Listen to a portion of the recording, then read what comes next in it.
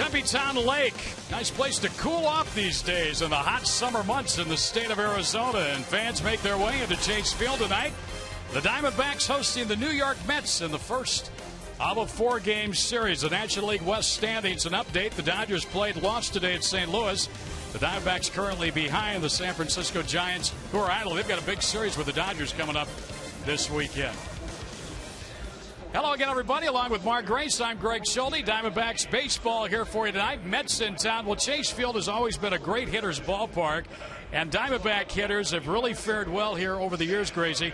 I don't know if anybody's fared any better than Jason Kubel these days. Oh, man, what a pleasure it has been to watch Jason Kubel hit the baseball, especially here at Chase Field. My goodness, he's hitting .333. He's got 17 of his 22 home runs right here in the friendly confines of Chase Field, 52 of his 72 RBIs. It's very obvious, Greg, that he has had no problem at all making the transition from the American League to the National League. And he's really taken to that number 3 spot of the order with Upton dropping to number 5. Diamondbacks are going to face a new Mets pitcher here tonight. Just called up from the minor leagues. 2010, he was the number 1 pick, 7th overall. Right-hander Matt Harvey's got a little zip on his baseball. Oh, talented beyond belief, Greg. Matt Harvey making his major league debut. They wanted to do it on the road because they didn't want this guy to have a media frenzy in New York. That's the kind of talent he's got. He's got a fastball in the mid-90s, a couple of really good breaking balls. This guy's going to be fun to watch. The Diamondbacks better be ready for him tonight. And the Mets better be ready for Wade Miley, who's been outstanding. The rookie left-hander has won a career-high 11 ball games for a Diamondback rookie. And the last time out, he was very good against Houston. Wade Miley is a guy that, well, nobody expected to have the kind of success that he's having this year. But he's just a confident pitcher. Show me a confident pitcher, and I'll show you a good pitcher. A guy that's never afraid to throw any pitch at any time, whatever the count is. And because of that, he has been the Diamondbacks' most consistent and best starter all year long.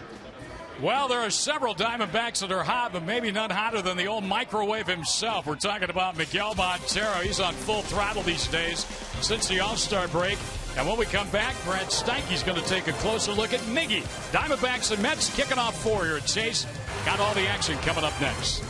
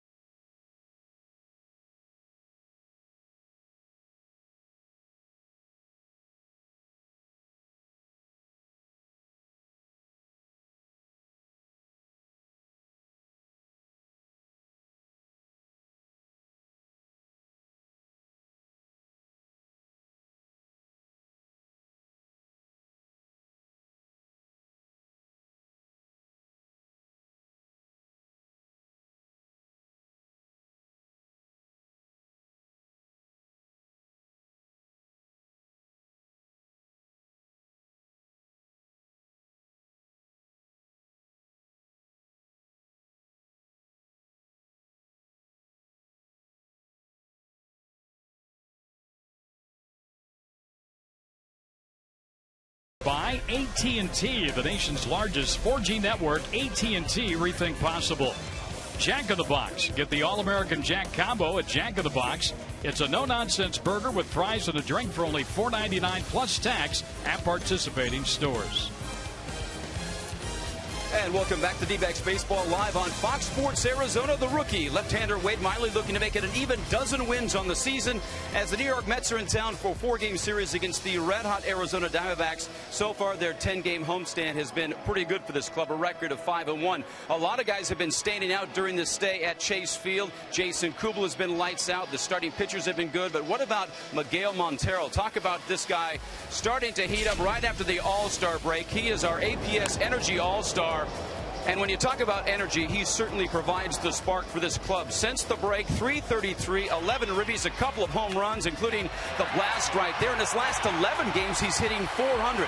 He does such a great job keeping this team loose, working with the pitchers. He truly was deserving of that big contract he got earlier this season. And I joked, he's got that new red Ferrari. Well, it's dirty. I offered to wash it for him if I could drive it. He said, not a chance. So stay with us here. It is game one of a 4-game series against the sliding New York Mets. Wade Miley goes for the D-backs as the Snakes look to keep it going here at home. Beating the Mets is on their mind. Greg Schulte, Mark Grace back with a call live on Fox Sports Arizona. In just a minute.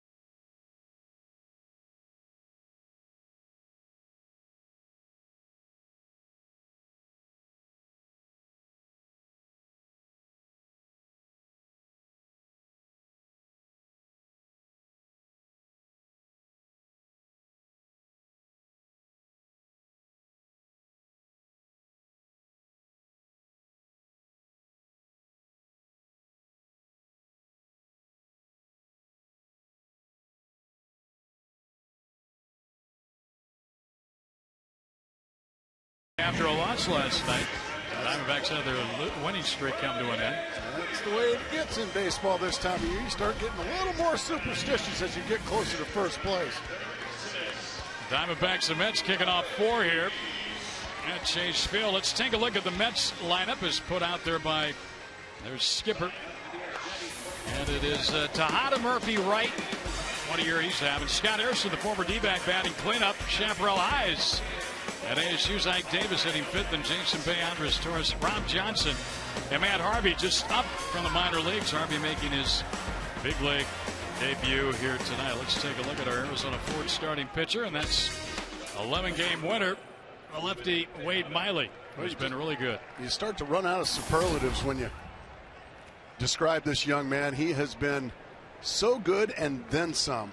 Imagine, it's tough to imagine where the Diamondbacks would be without Wade Miley this year. He's been that good. So we're set for a night of baseball, and here we go, and it's a strike, and we are underway. Roof closed, panels closed, 102 outdoors, 79 indoors.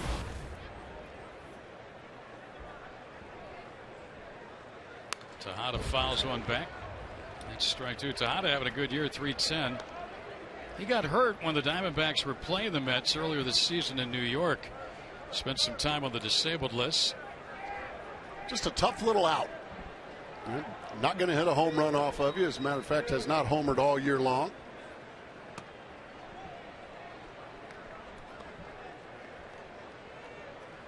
Diamondbacks 5-1 here on this homestand, with these four now remaining against the Metropolitans, the New York Mets. And a ground ball back up the middle and on through into center field. Miley let it slip on by him. Yeah, that's one that Wade Miley would love to have back. He fell across his body, didn't get himself in good fielding position after delivering that ball, and because of that, just an easy comebacker. Ends up going up the middle. See, he falls across, can't make the play, and that'll cost him a base hit. And Tejada on base to start the ball game. For the hot hitting Daniel Murphy, second baseman. Lefty on lefty here. Murphy's got 30 doubles this season, but only 3 home runs. Just tough to hit home runs in that big, spacious ballpark that the Mets play in, Citi Field. We had a good series against the Diamondbacks earlier this year in New York. Couldn't get him out. Miley gets a strike, 1-1.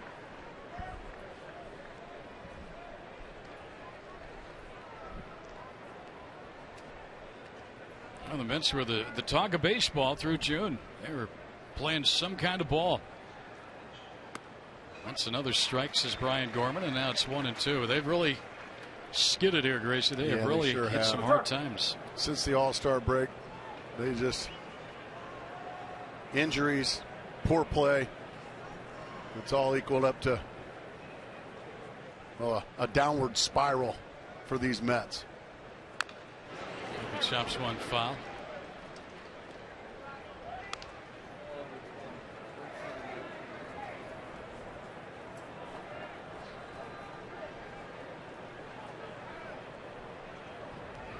There's Terry Collins just kind of peeking under the chin of Scott Hairston there, right behind. There he is. His name was being mentioned as possible manager of the year for the first 3 months. He was my choice at the All-Star break. What he did with this young club, especially with injuries, they've lost two of their 5 starters to injury, Dylan G and Johan Santana. It's just tough. Now find themselves 4 games below 500 at the start of play here tonight. Down low.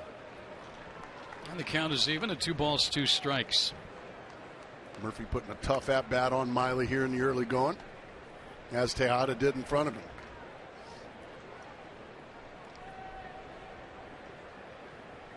That guy hadn't been struggling. No, he's been on fire all year.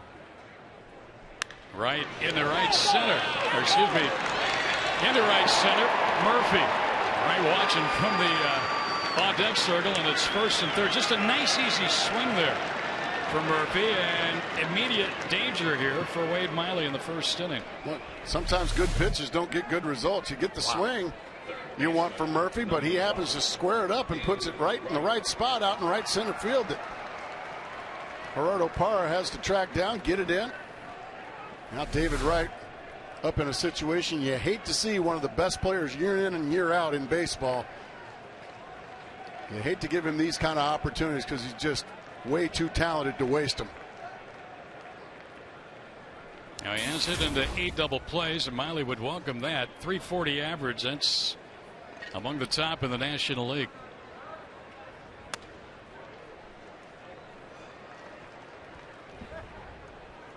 Miley had a start against the Mets earlier this season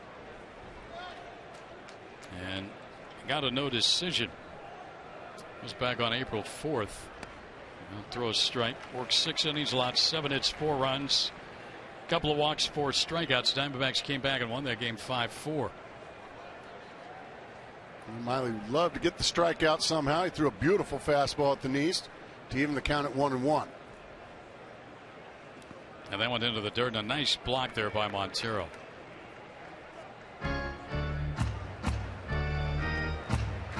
Mickey smothered this ball.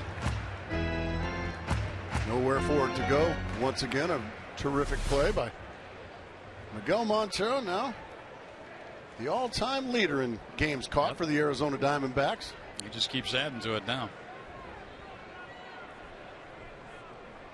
Well, Miley in some very early trouble here. And Wright went after a high pitch outside. Would have been ball 3, but it's now 2-2. Yeah. Even the great ones sometimes get a little too over anxious. You see that pitch way up out of the zone. And David Wright cannot catch up with it.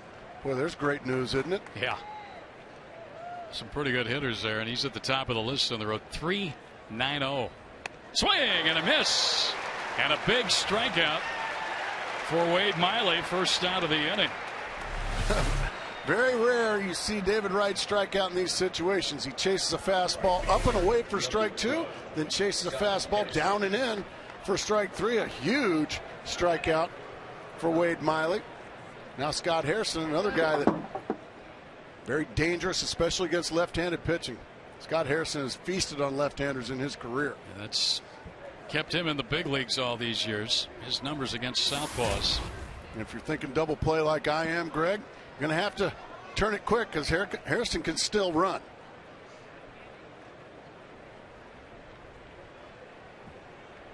Harrison has hit into 6 double plays on the season. 9 of his 12 home runs have come against left-handed pitching.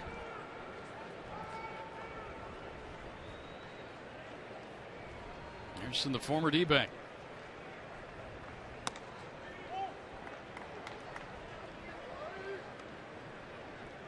Only 202 against right-hander with only 3 of the dozen home runs. But the bad news is the top number. Harrison was with the Diamondbacks parts of seasons 2004 through 2007. Dealt to the Padres during the 2007 campaign for Leo Rosales. And Scott now is 32 years old. Still makes his home in the Valley. Gilbert. Graduated from Canyon del Oro High School in Tucson. And a drive into right center. That's trouble. Upton on the run out there. Leach can't get it. Up against the wall. One is in. Here comes Murphy around third. They're going to run into the plate, and he will score. And it's a 2-run double for Hairston. And a quick 2-0 lead for the Mets as Hairston again does it against the lefty. That's why he's in the lineup. That's why he's in the major leagues, because he just hammers left-handers, whether they're all-stars or not. A 2-0 fastball in the middle of the plate, and Hairston just drills it over the head of Justin Upton. And the first-run Blues come back to bite Wade Miley here tonight, as it did Trevor Cahill yesterday evening. Now, again, the Diamondbacks are 5-1 in this homestand, but they've made it a habit of falling behind early in these ball games. Here's Ike Davis, another local product out of Chaparral Heights School. And he takes a strike. And boy, if you're making your major league debut as Mr. Harvey, Matt Harvey is tonight, boy, nothing better than going out, and before you throw your first pitch, you have at least a 2-run lead. Sound like a broken bat right there. There's Matt Harvey. He's got to be loving what he's seeing. Man, these guys score runs up here in the big leagues. This is great. Well, he's got a million things racing through his mind right now. Thanks to that man, Scott Harrison, he's got a 2-0 lead, at least to work with here. And the Mets not through. There's only 1 out of the inning. And a fly ball third base side. Wheeler coming in and makes the catch. And that's out number 2. We just ate him up with a fastball in. Left fielder number 0-2 fastball. Right in on the hands. And Mike Davis is a quick out, much needed there for Wade Miley here in the first inning. Jason Bay now another guy that very dangerous. Boy, injuries just have derailed what would have been a heck of a career. Bay, 33 years old, hails from Canada. He takes a strike and only hitting 182 this year. But if you make a mistake up in the strike zone, he can still hit it a long, long ways. Hairston at second base with 2 outs now.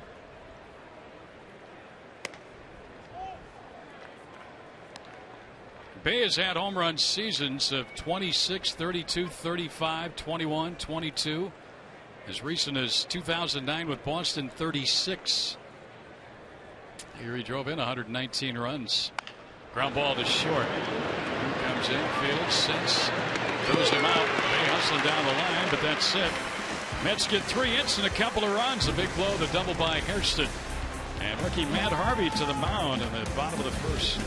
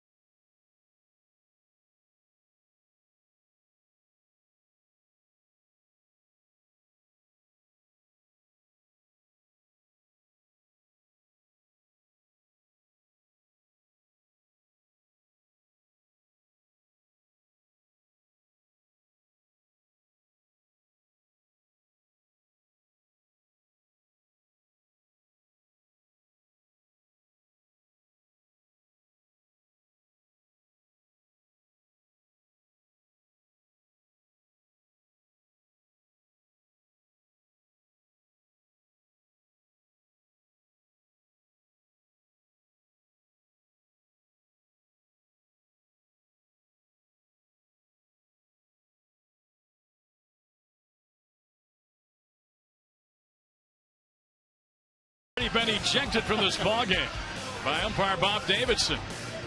That's a nightly thing when he comes to Arizona. He always looks up, says, you can read his lips, where's Gracie? And he immediately throws me out of the game.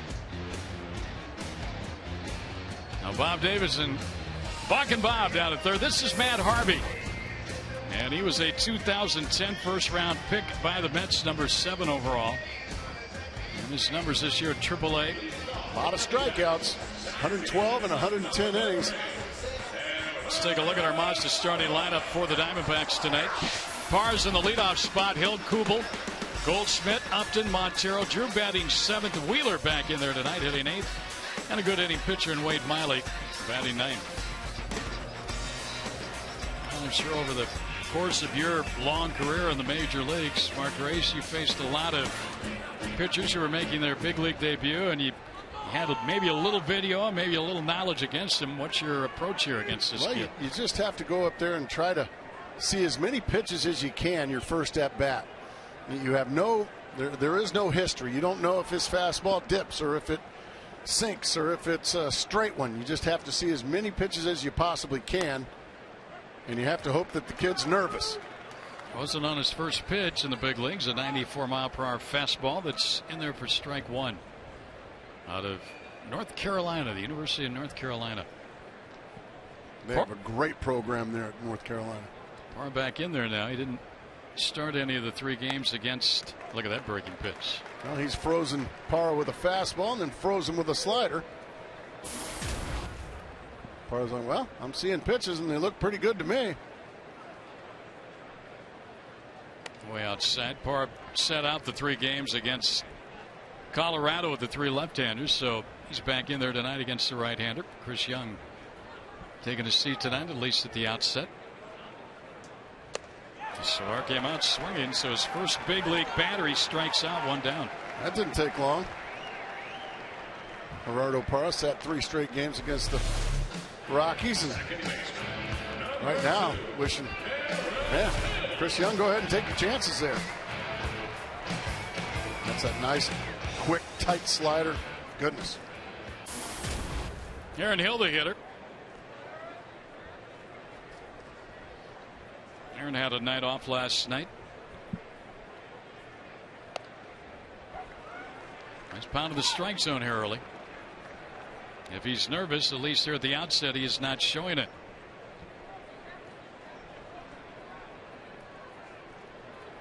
He got a 2-0 lead to work with immediately before he even took the hill. The ball just jumps out of his hand, doesn't it? 98 on that pitch. 6'4", 2 1/4. There's a lot to like in this kid, isn't there? The size, the stuff. Look at that beautiful slider. Goodness gracious. He's ahead 1-2 now of Aaron Hill. And Aaron Hill sprawling after that one.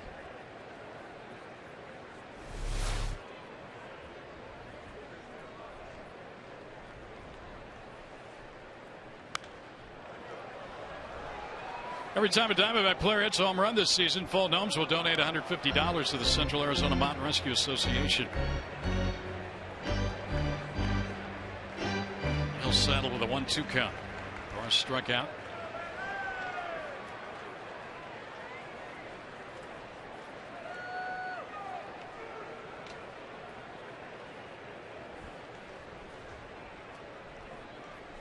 And a drive. Pretty deep center field, but it's going to be caught out there by Torres, who covers a lot of ground, and he's got it for out number 2.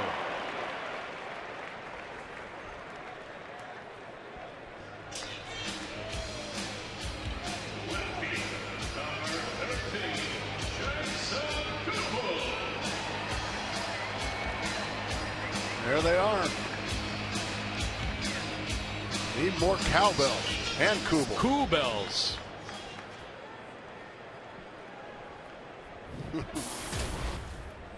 Yeah, it's easy to make fans when you're having the kind of year he's having in his first year. And the Mets put the shift on.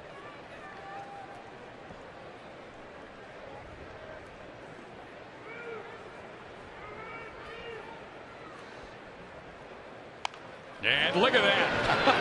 Right up the end of the bat for a base hit. Boy, Jason, sometimes you accidentally get a base hit. When you're hot, you are really hot. He could have walked to first. Full swing and right off the very end of the bat. That's the risk you take when you put on one of those overwhelming shifts. Just choose it right off the end of the bat and you say, ah, cool. That's the third baseman in your screen there, folks. Yeah, the third baseman, David Wright. I think I could have beat that one out. He's having a good laugh with Ike Davis over there. Yeah, try that. It's not bad. That's how you hit 300.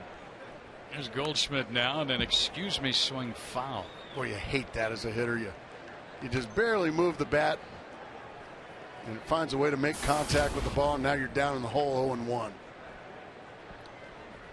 Paul's seen that average slip a little bit below 290 now. 0 for his last 11, is that correct? Yeah.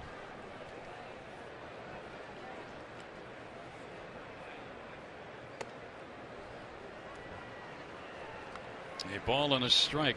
So Harvey's given up his first big league hit. He was an original 3rd round pick back in 07 by the Angels, but opted to go to college and therefore went to the University of North Carolina and became a 1st round pick of the Mets 2 years later. And it drops down low. 2-1.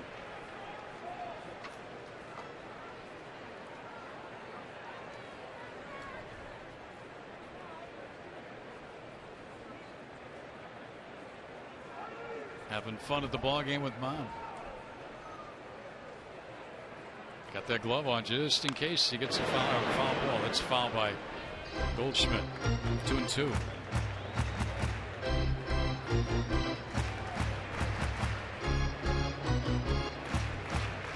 First big league batter that Harvey faced, he struck out Parra.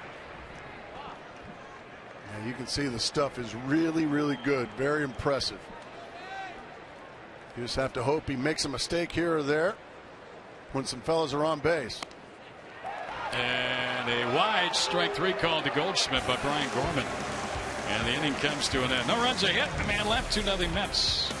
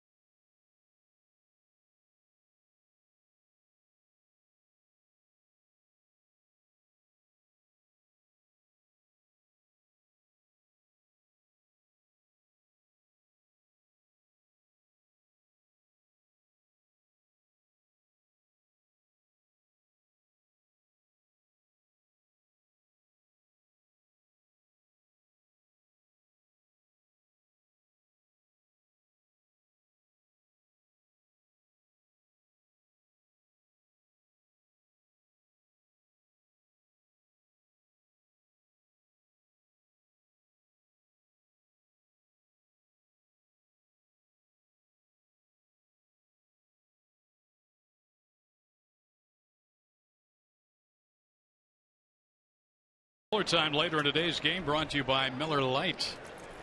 That looks like Iron Man. Iron Man, Diamondback fan. Like he was texting his fellow members. Yeah, makes you have a hankering for some Black Sabbath. Miley, ball and a strike here on the Mets leadoff hitter Andres Torres in the second inning. Wade gave up 3 hits, 2 runs in the first inning. 2-run double by Scott Hairston. Torres fouls one back.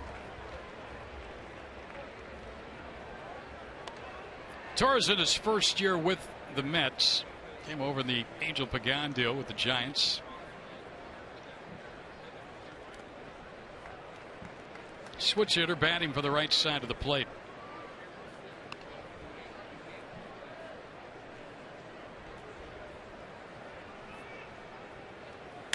And back up the middle, and Hill, nice play to throw. Got him. What a play by Hill. Torres can run, and Hill made a dandy. We've seen him do it time and time again. All his momentum going towards left field. Still gets plenty on the throw to get. Andres Torres can fly. He gets a lot on that throw, and it is a strike over to Paul Goldschmidt. A step ahead of Torres. Nice play. There's a lot that's got to go right on that. First, you have to get the ball, then you have to throw cross body. You have to have a lot on it. It's got to get over there somewhere in the range of the first baseman. He did all of the above. It's not that easy. Strike 1 here to Brian Johnson, the catcher. Looks like Brian Gorman, the home plate umpire, got a little Wally Bell in him tonight. Wally Bell was our home plate umpire last night. He had a pretty big zone. That was one of the wider zones we've seen this year.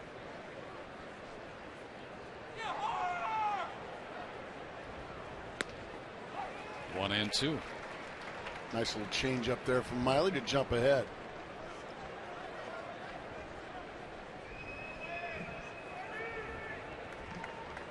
Miley 2-game winning streak coming in here.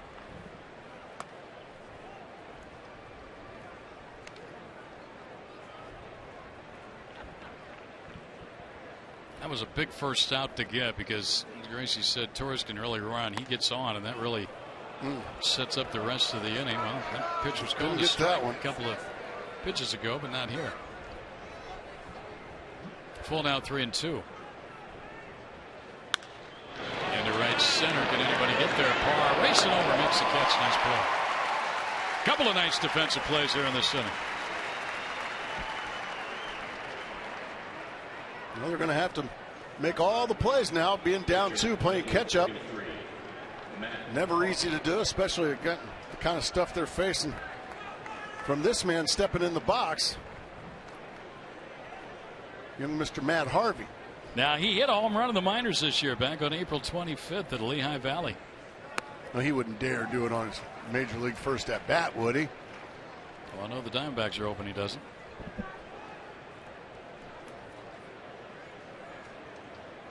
Wind was blowing out that night in Lehigh Valley. Okay. 0-2 here. Miley trying for a 1-2-3 second. Had 4 hits, 4 runs batted in. Not too shabby. Nah. You see, he's a good athlete. Couldn't get him to chase the high fastball. 1-2.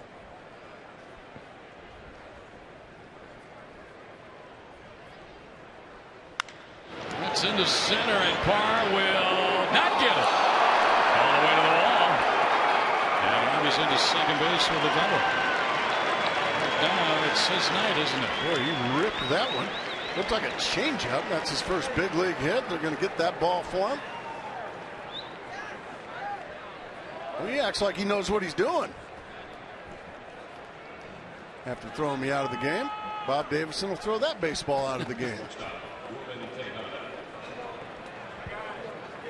He ripped that ball. He sure did. Congratulations, young man. That's a breaking ball that right around the knees, and Parra just couldn't run it down, and now runner in scoring position for Ruben Tejada, who's a .313 hitter as we speak. And had a base knock up the middle his first time at bat against Miley. Ball 1.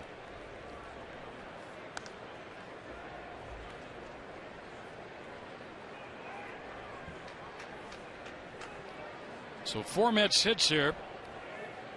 One time through the order against Miley. A foul back. Tejada not real flashy. He's made all the plays at short. They were very high on the young man, who's only 22. Of course, they lost a good one. Jose Reyes departing and going to the Miami Marlins. Tejada's got everything they've wanted. Swing and a miss. Ball 2 strikes. Good diving fastball that time from Miley.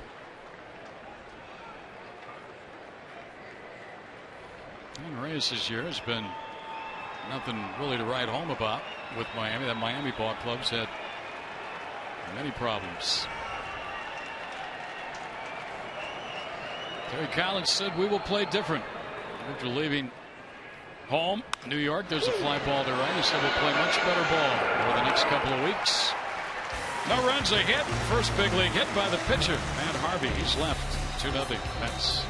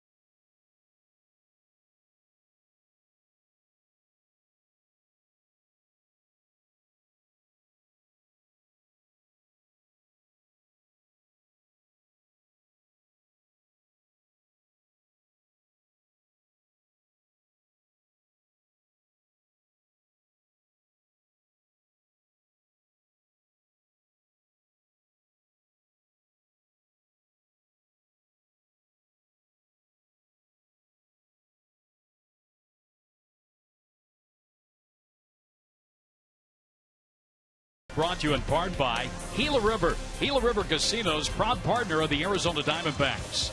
Mazda, we believe if it's not worth driving, it's not worth building.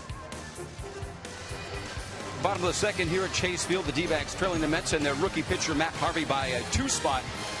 It's interesting, not a lot of video available on a guy making his major league debut. Talking to a lot of the D-backs before the game, including Aaron Hill. They did see some video.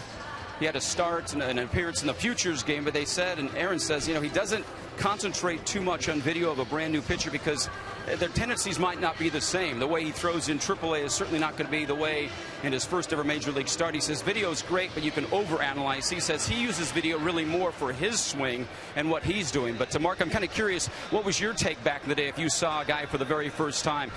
Did you study a lot of charts? Did you study a lot of video with him? No, shoot, our scouting reports were, hey, Rhino, what's he throwing? Yeah, that was...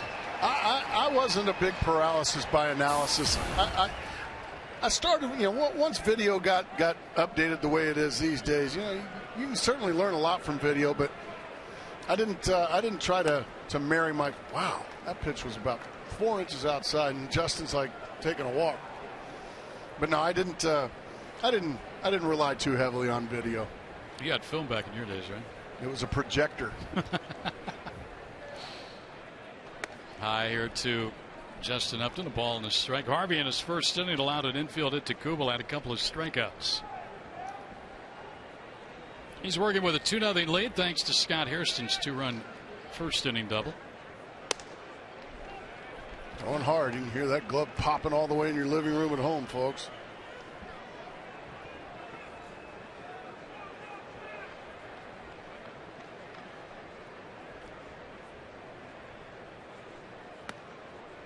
There's Justin. Seems like every at bat now he's sitting on a 3-0 or 3-1 count. 3-1 right here. Justin 45 walks on the season.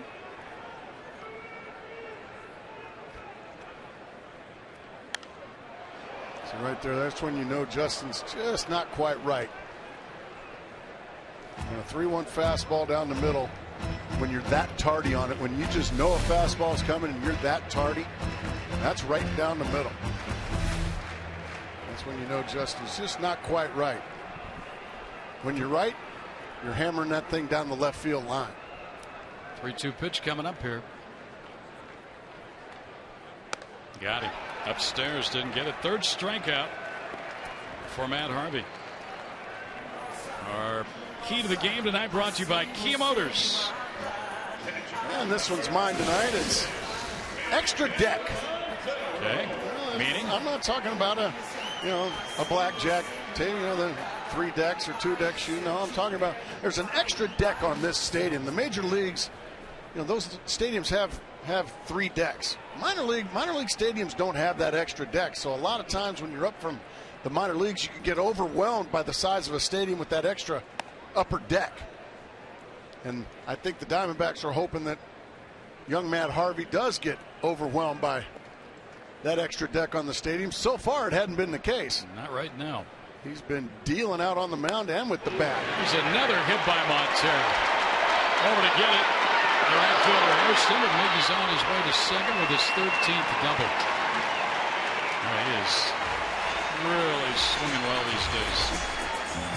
Well, we say it till we're blue in the face with Montero. Look how nice and easy that swing is. That's not that over swinging, come out of your shoes, swing and miss swing from Miguel Montero. That's just a nice, smooth, crisp, good swing, and the result is like it usually is with Miguel, and that is something positive. This time a 1-out double.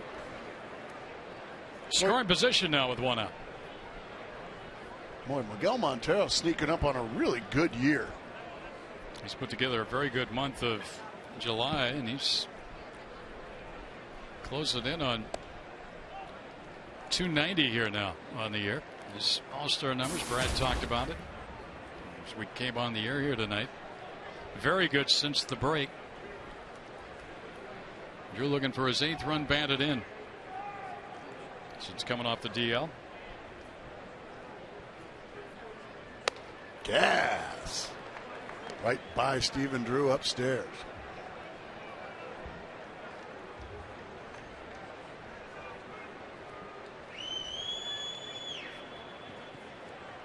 Harvey is out of Mystic, Connecticut.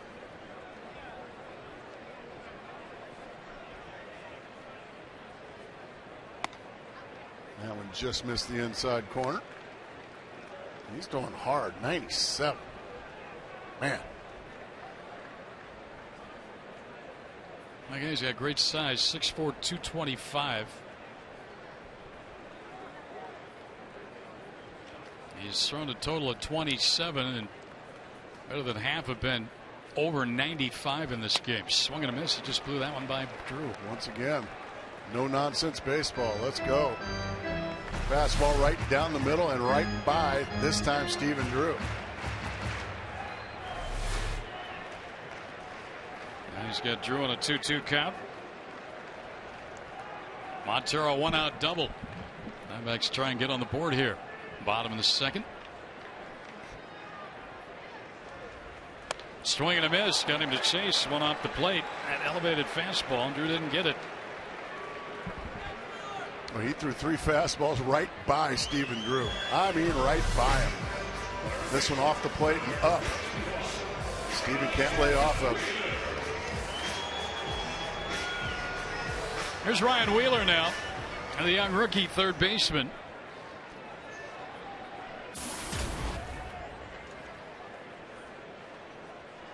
He did not get a start in that Colorado series. He was an RBI machine in AAA. He had a good rip at a fastball, but fouled it straight back. 90 runs batted in at AAA Reno in 93 games played for Wheeler.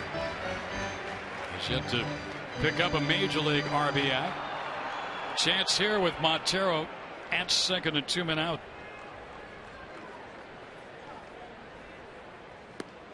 We dropped that one just a tad low, and the count evens at 1-1. I think that one fooled home plate umpire Brian Gorman. That looked like a pretty good pitch.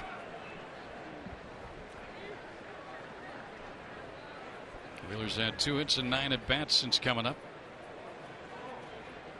He's getting a lot of work before ball games. He steps out offensively, down to third base. Ground ball after ground ball hit to him by Matt Williams.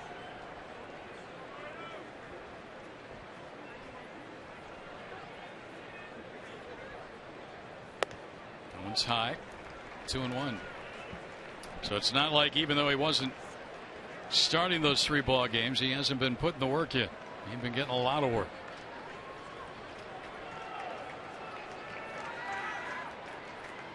Matt Williams dying to wave somebody home. Yeah.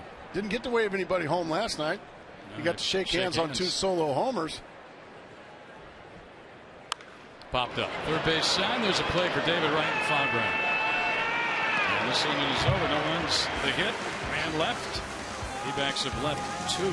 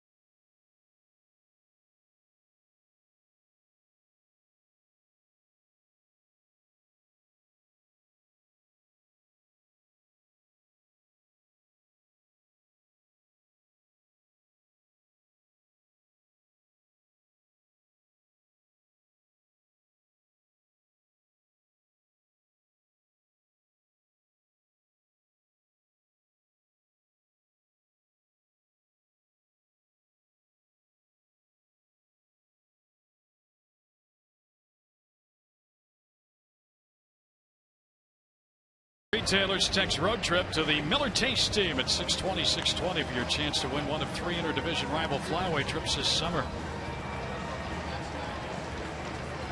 2-0 Mets. Top of the 3rd inning, Murphy, Wright, and Hairston against Wade Miley, who gave up 2 in the 1st inning. He's allowed 4 hits. That's a strikeout. Murphy had one of those hits. He took one just about on the dirt. Pretty good pitch by Miley. And Murphy he's hot right now, and he found a spot on the bat to elevate it and get into the right center for a bloop single. He's one of those guys that's becoming a dastardly villain against the Arizona Diamondbacks. A Dexter Fowler type, huh? Exactly. They're going to get him out here, I think. Drew going out, Kubel coming on, and Jason makes the catch. He must have been calling pretty good there because Drew veered off in plenty of time for the out one away. Miley made a nice pitch in on the hands there of Murphy. Our quote of the day brought to you by Geico from David Wright.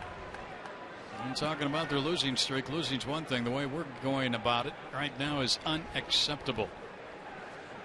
And the Mets, since the All-Star break, have gone 1-11.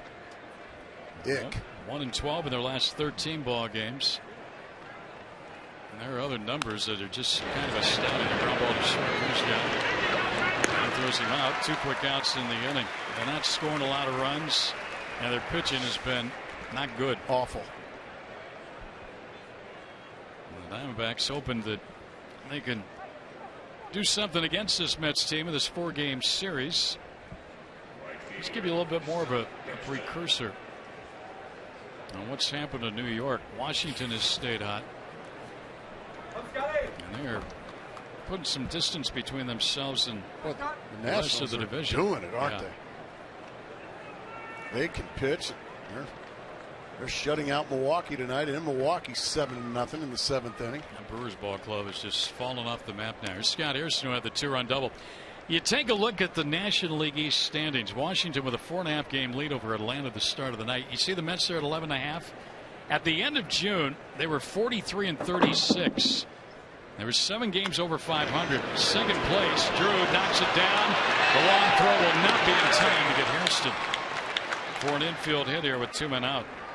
But they were in second place. They were only 2.5 games out. Oh, they were right there. That's why everybody was saying, including myself, that Terry Collins could easily be manager of the year this year, winning with a lot less talent than some of the other teams in the National League. But unfortunately, after the All-Star break, it has been no fun for Terry Collins and the New York Mets. 4-15 in the month of July. Hairston's 2 for 2 against Miley. And that gets Ike Davis to the plate here with runner on and 2 men out. Davis fouled out to the third baseman Wheeler. First time up. Boy, when we saw the Mets at the end of April, early May, Ike Davis was really struggling. His batting average still very low at .208. He's still driving in runs. 56, nothing to sneeze at. 16 home runs. That's a productive .209. He's had 317 at bats. 32 extra base hits.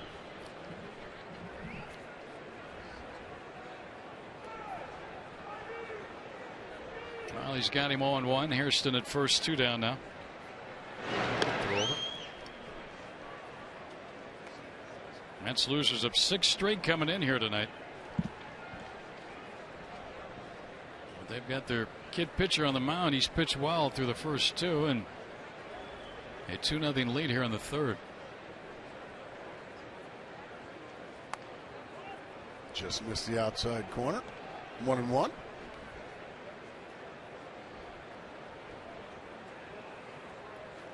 Ike Davis has struck out 91 times already this year.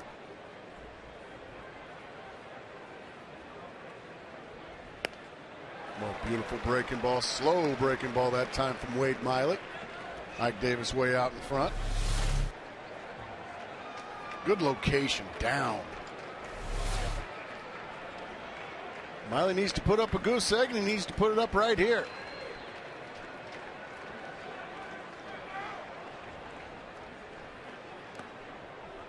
Another nice block by Montero at the plate.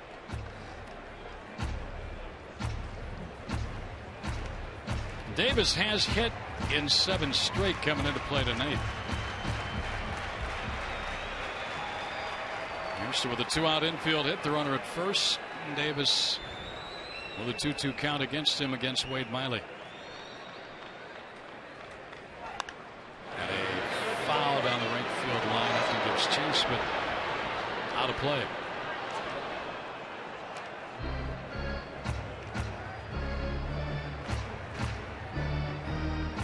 Mets were 13-10 in April. Follow that up with a 15-10 May, and then 15-13 in June. That's just good, consistent baseball. But unfortunately, July hadn't been so friendly. Yeah, June turned into July, and 4-15 thus far.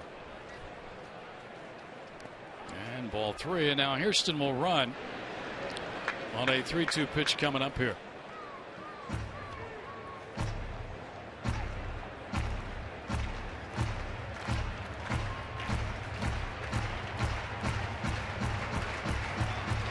So Miley against Ike Davis. Well, the Mets are already up 2-0. Goldschmidt has dropped behind the base runner. And Davis hits one foul. Nice play by Valdespin down there. That wasn't Valdespin, though. Who is that? Looks like Ronnie Cedeno. Is that Ronnie Cedeno? He made a nice play. Oh, well, that was Valdespin that just bobbled it right to him. Staring him down. Here, you want this? Davis another foul out of play.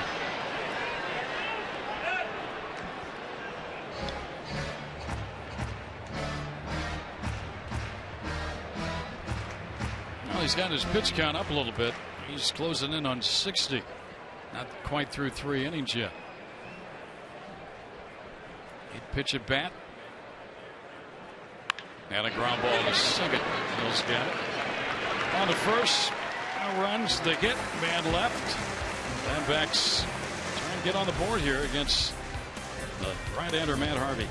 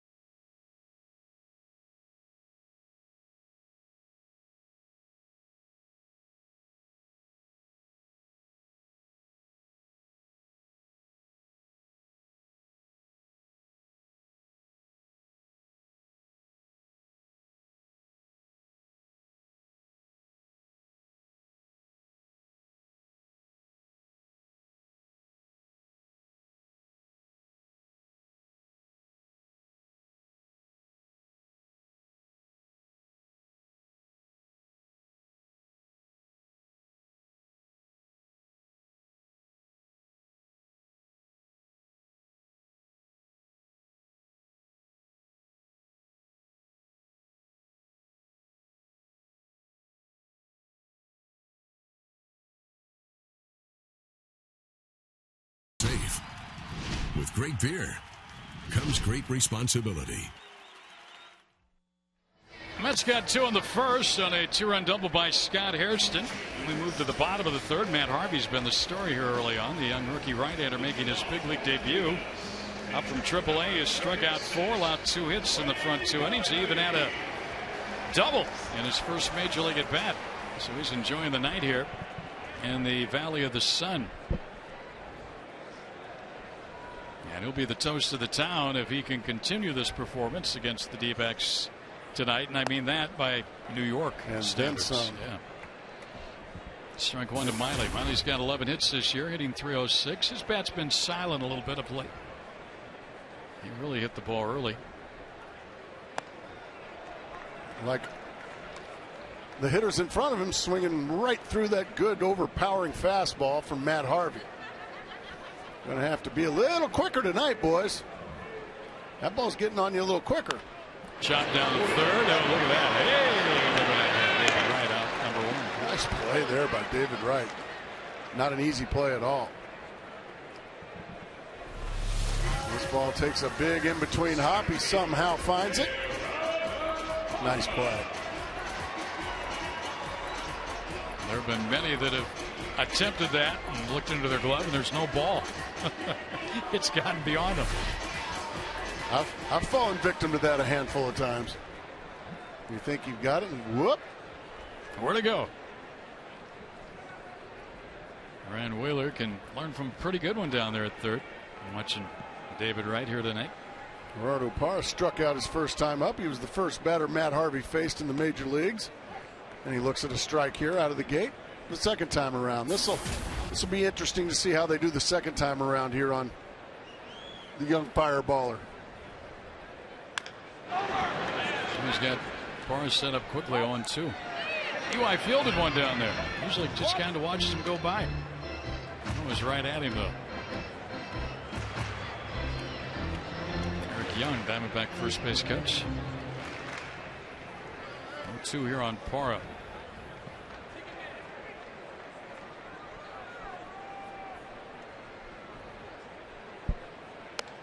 Yeah, he's got a few hitters to chase that pitch. Parra laid off that one. 1-2 now.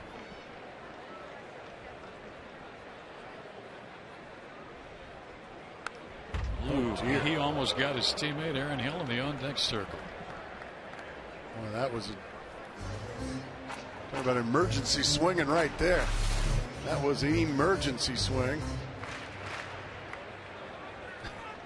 You don't have much time to react when you're on deck. No.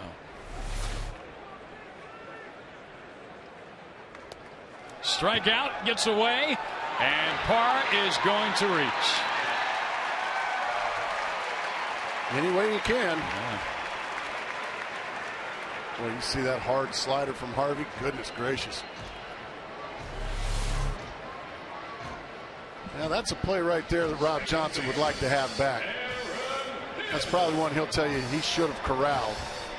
Wild pitch. But instead it'll go as a wild pitch, but most major league catchers are going to corral that one. It didn't even hit in the dirt. Johnson spent last year with San Diego. So a base runner with one out. Fifth strikeout. In the books for Matt Harvey. Here's Hill. See if you can take advantage now if you're the Arizona Diamondbacks. Instead of nobody on and 2 outs, you got speed on the base paths and 1 out, and now one of your hottest hitters in the batter's box. Hill with 41 extra base hits on the year, including 13 home runs.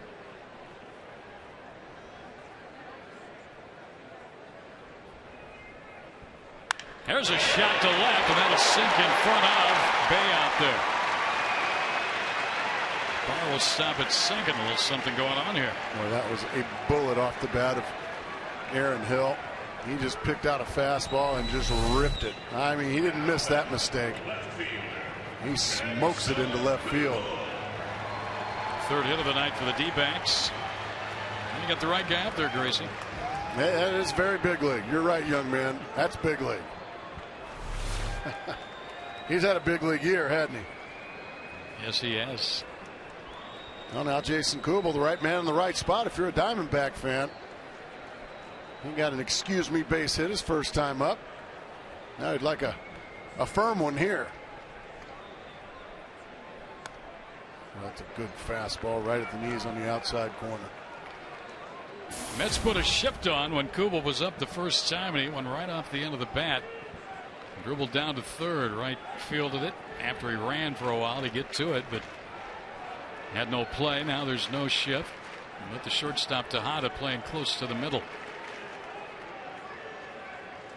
And Kubel laid off. Take there. It's one we've seen a few swings at tonight. It's a ball and a strike.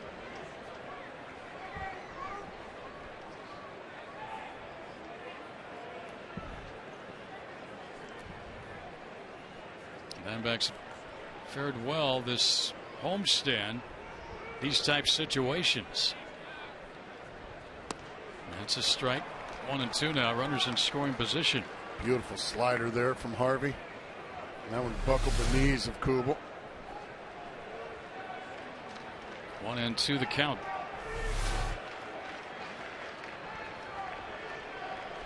.377 average, 11 extra base hits.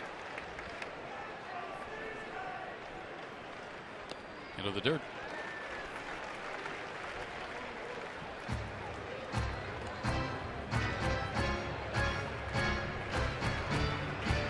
To the count here.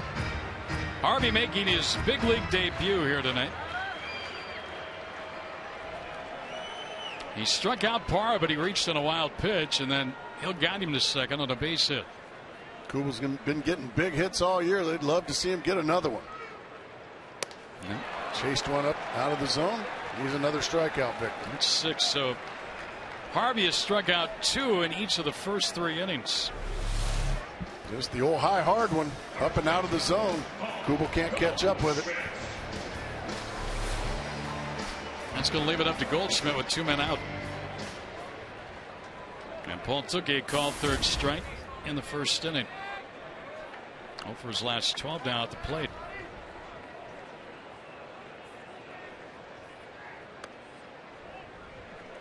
And that's the key to hitting these young fireballers.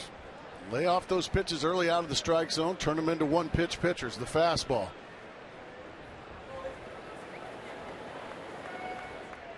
You can see he's got a pretty good arsenal of weapons, doesn't he? Yeah, he's got a lot to choose from, and he's been mixing and matching pretty well here.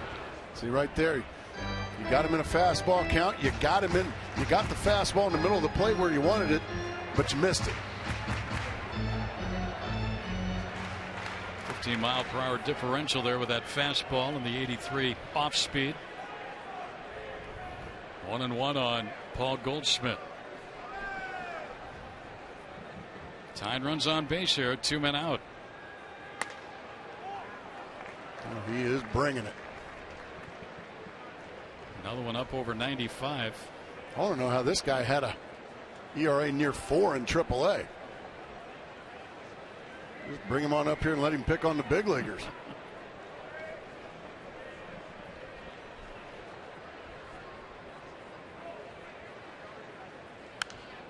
Once again, got him in a fastball count, got the pitch he wanted, and missed it. Anytime the Diamondbacks score 6 runs or more, Taco Bell gives away 3 free tacos with the purchase of a large drink between 4 and 6 p.m. the following day at participating locations. Had the old streak snap last night at 7 games. That was a bummer. Need to start a new one tonight. Actually, just getting a run right now would be nice. 2-on-2 out, 2-2 count. Into the dirt. Skips away up in front of the plate. And the runners advance to second and third. Johnson never did see it, did he? Well, remember, this inning should be over. Harvey's trying to get that 4th out as he just spikes a fastball and Johnson can't find it. And now a base hit will tie up the ball game.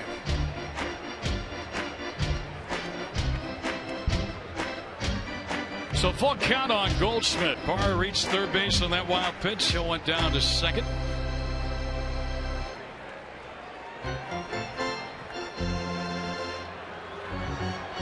Now Goldschmidt looking for a 2-out knock.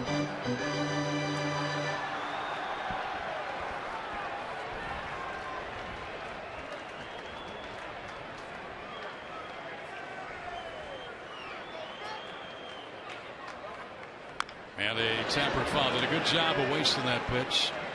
Yeah, he did. That was a 3-2 slider there. It was a good one. And Goldschmidt, as you said, just a good job of wasting it. When the guy's throwing 97, you're not really looking for a slider. Well, Goldschmidt did a good job of spoiling the pitcher's pitch in that situation. If you can keep the at-bat alive, you just may get a mistake right here. There's a shot hit foul down the line in left. That ball was blistered. You think he was looking for a fastball there, Greg? Yeah. I think he was. No sense or buts about that. We'll do it again on 3-2 to Paul Goldschmidt.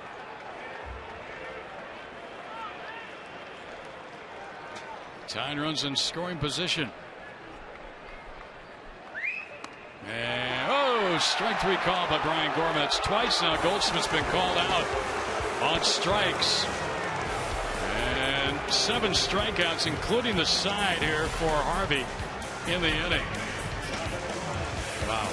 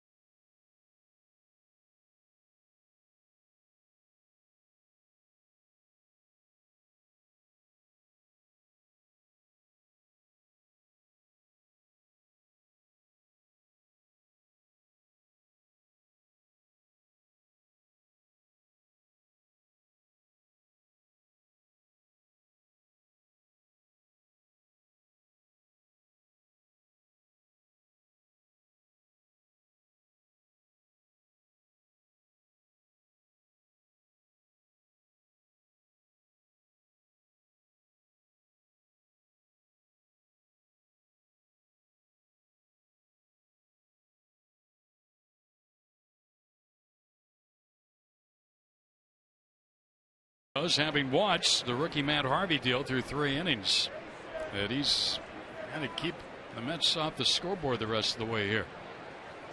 Gave up 2 in the first inning on 3 hits. He's had to work hard. Hit in the second, hit in the third. He throws a strike here to Jason Bay. Bay first time up, grounded to short. Drew threw him out. It's fouled off Montero. 0-2.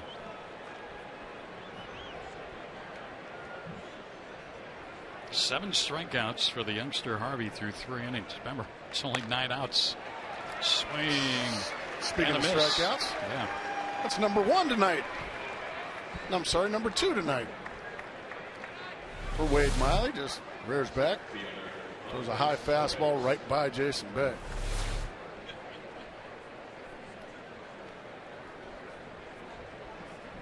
Andres Torres grounded his second first time. He shows bunt. Takes a strike.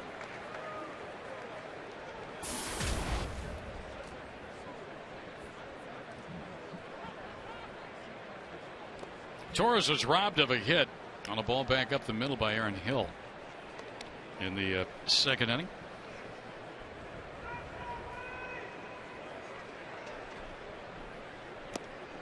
Aaron's got one of those sweat-stained caps that he's wearing. Must be good luck for him.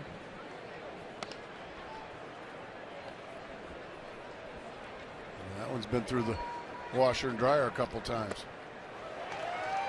High fastball right by Torres. Torres a much better left-handed hitter than a right-handed hitter over the course of his career.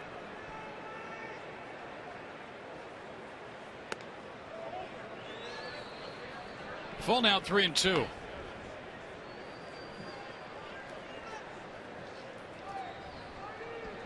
Bay struck out to start the inning. Torres will foul that one out of play.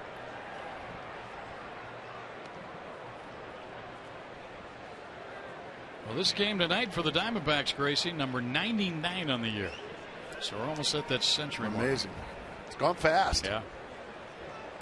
Fly ball's handled. Parr on the run out there, and he won't get it. Torres can fly. Parr out with it. Torres not going to stop at second. He'll come to third, and he will be in there.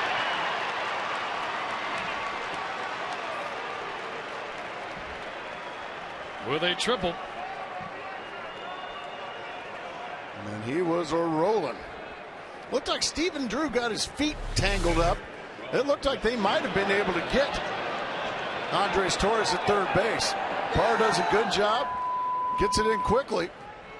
Torres thinking 3 all the way. And then Stephen Drew on the relay got his feet tangled up, and that was just enough.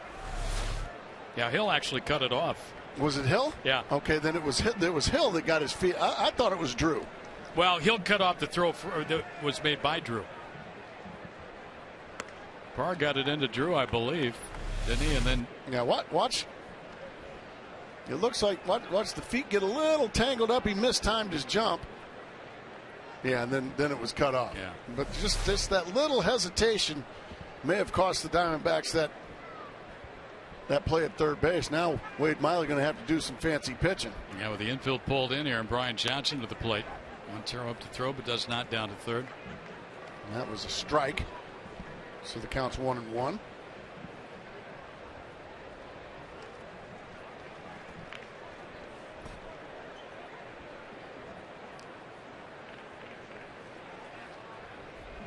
Johnson's driven in 1 run this year. He's 10 for 33 at the plate.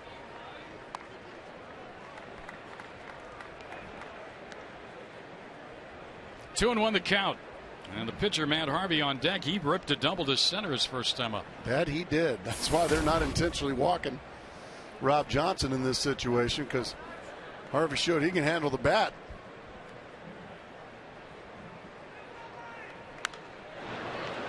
Good pitch there. Yeah, Wade's got to go for the strikeout here. He's got a 2-2 count.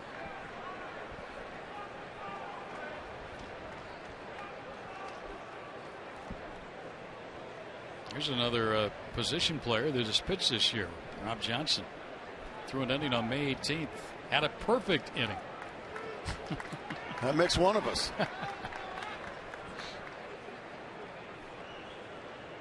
He backs out. Wheeler, Drew, Hill, and Goldschmidt all pulled up here. Miley trying to get the strikeout. Instead, it's popped up. Parr's got the arm. There's a catch. Here comes the throw to the plate. We got a play. He is safe. But Parr made a bid. He did everything he possibly could have. It was a perfect throw. But Torres just runs too well. Parr's right there, and he lets it fly, and it's right on the button. Man, that was bang, bang. Yeah, you just can't tell where the plate is and where his foot is. This will show it. This will show it. Yep, good call. Yep. He beat it. He beat it, but just by the hair of his chinny chin. Great play there by Parr. And these Mets, they're not backing down, even though they've been struggling. 3-0 lead now. Matt Harvey at the plate. Strike one. So 3 off Miley here tonight.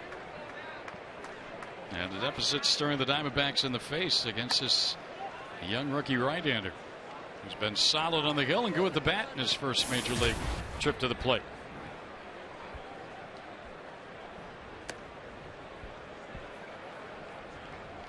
Let's take a look at our high-speed pitch brought to you by CenturyLink. Oh, we know who's going to win this one.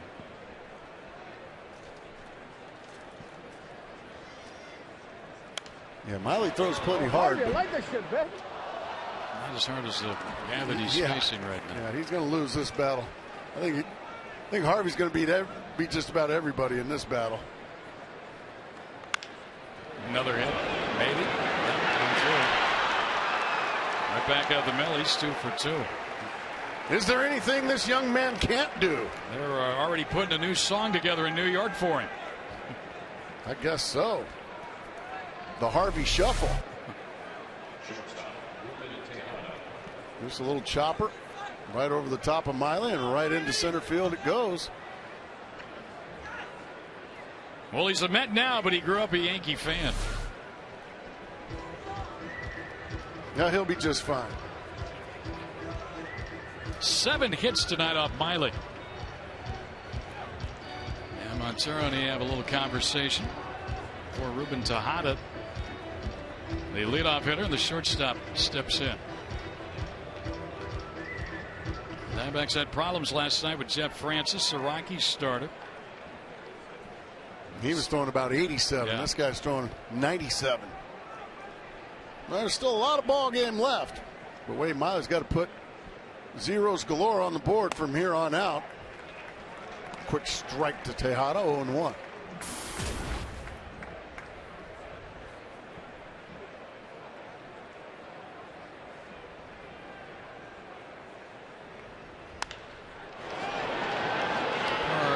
Getting the beat on it in center. He's been a busy man tonight, hasn't he?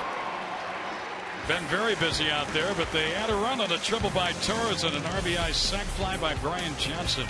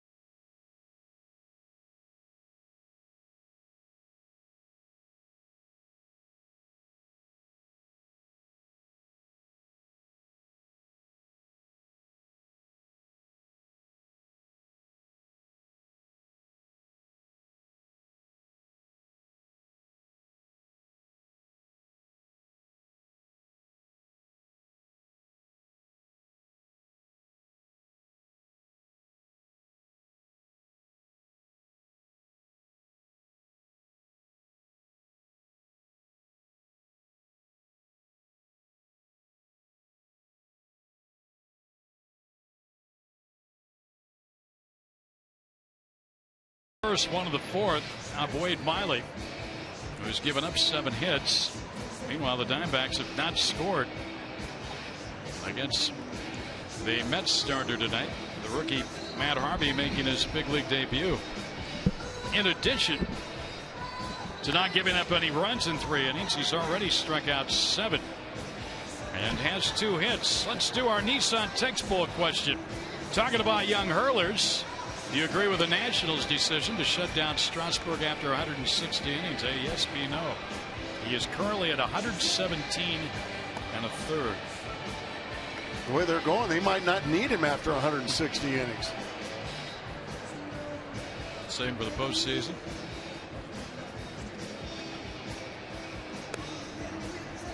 I think they will, if they are where we expect them to be, I think they will maybe scrap that idea. Well, hard to say. Yeah. All I know is that is one valuable right arm you're talking about. Mike Rizzo's the general manager who has come out and said that 160 is a cutoff. We shall see. What do you think, A? Yes, B, no. This kid's thrown a lot of strikes. Yesterday, Steven Strasburg beat these New York Mets. He struck out 11 in 7 innings.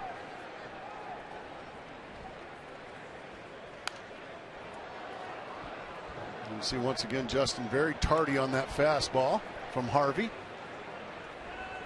All right, see if he goes 7 more starts and averages 7 innings. That'd be 49 more innings onto the 117 now. Then put him at 167.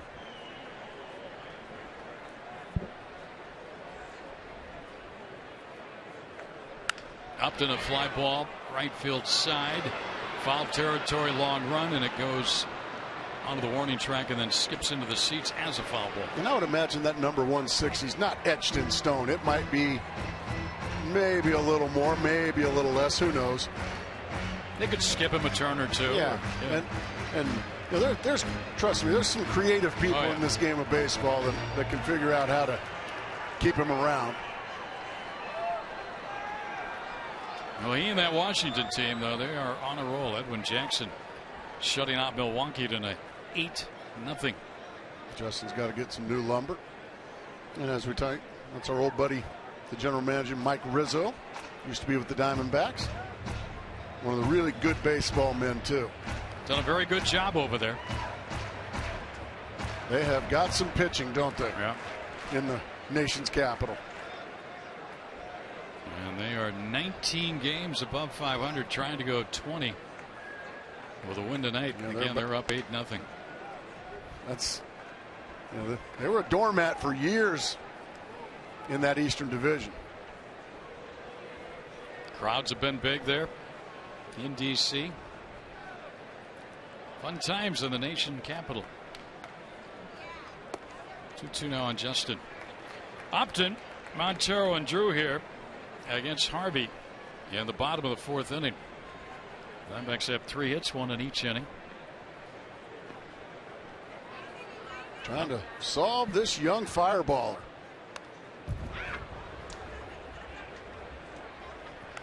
Upton struck out swinging his first time up.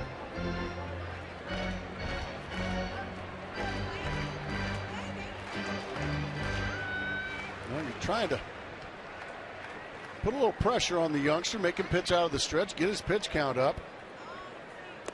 And he went around. He strikes out. 8 strikeouts now. And that pitch was way outside and in the dirt.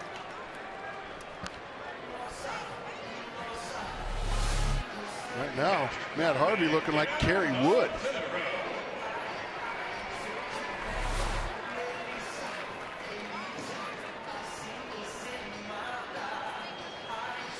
Yeah, he's pitching pretty well. Here's Montero, who doubled his first time up. One of the 3 Diamondback hits.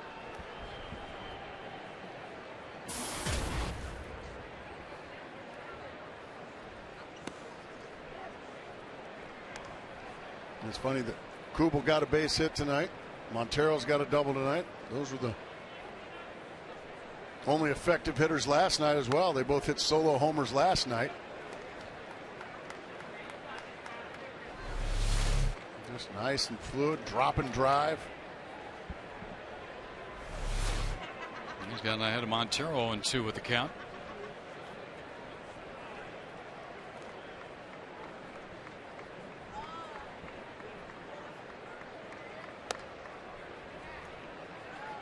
The key is getting into this Mets bullpen.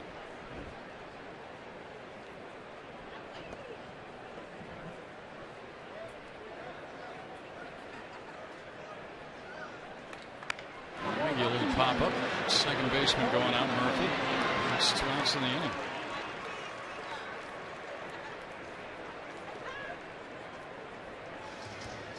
For Stephen Drew.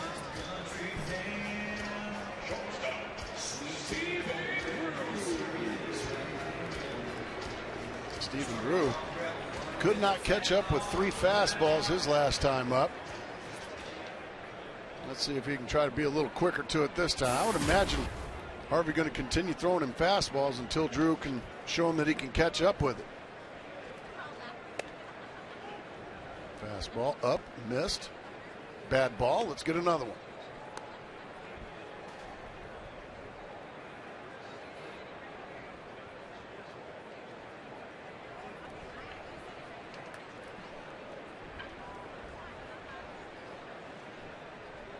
Drew fouls it back, strike 2.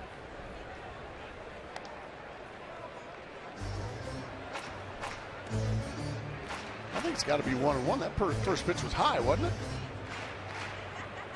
It's got an 0-2 on the scoreboard here, but I think it's 1-1. I think Drew wants to know himself. Tell us there, Brian Gorman. What's the count? That first pitch was up and in. All right, what's the count? Come on, Brian, tell us. Brian?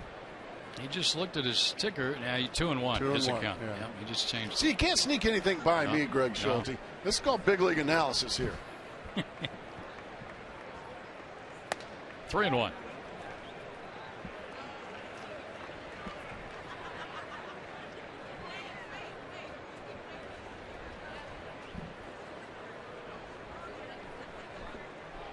Hasn't walked anybody yet. He has now as Drew goes to first base with 2 men out. Well, the Diamondbacks have really played some good ball against the Mets here at Chase Field over the last couple of seasons. In fact, the last 6 here, they've gone unbeaten. And look at that ERA, 2.29. But tonight, the Mets riding a 6-game losing streak and having lost 12 of their last 13 with a 3-0 lead. 2-out walk to Drew gives Ryan Wheeler a chance here. Still looking for his first big league run batted in. He takes one into the dirt. Ball 1.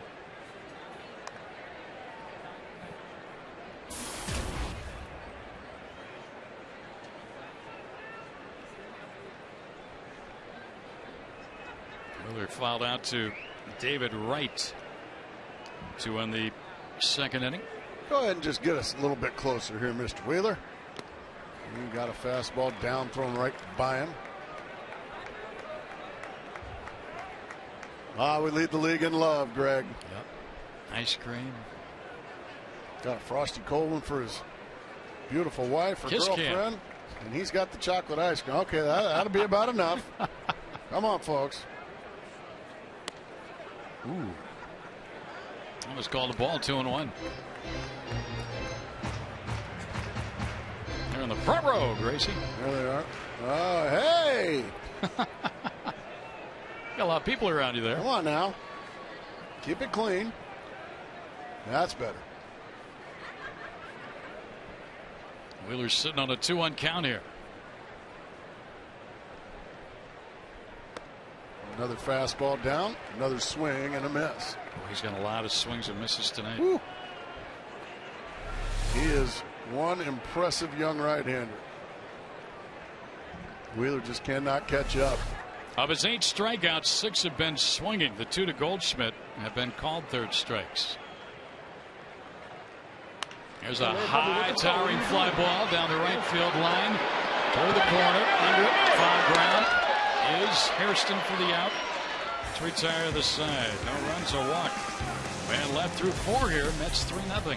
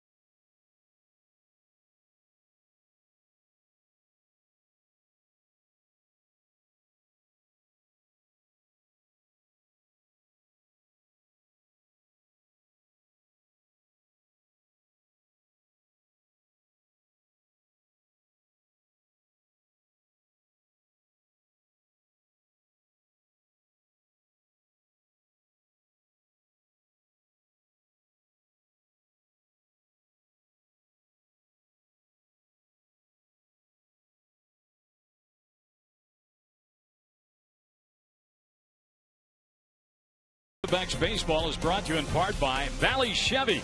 Who's your everyday hero? Nominate an everyday hero at valleychevy.com or facebook.com/Valley Chevy. AAA, there when you need us most. Chase Field at night.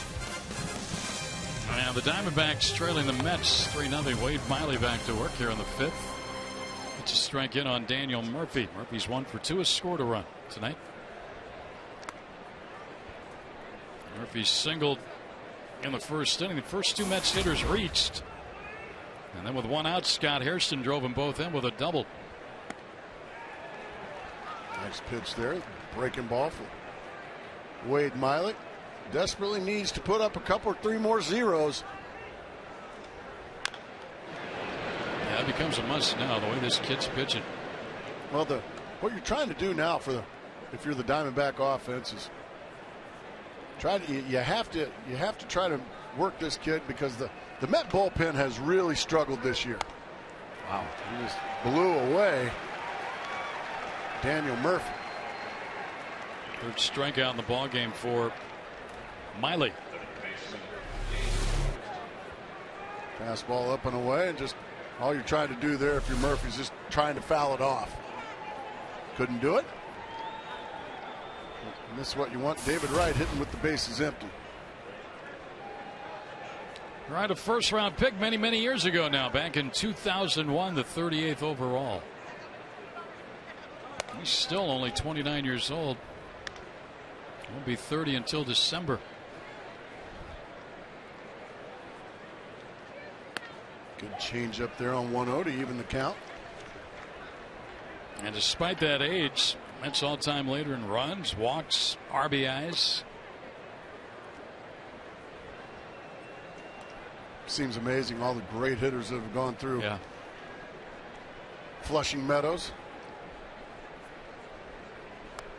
Another good fastball. 2-2. Well, it looks like he's working a little faster this inning. Not that he was working slow before. That ball's hit to left, but Kubel has it in range. Got in on it. Good fastball in.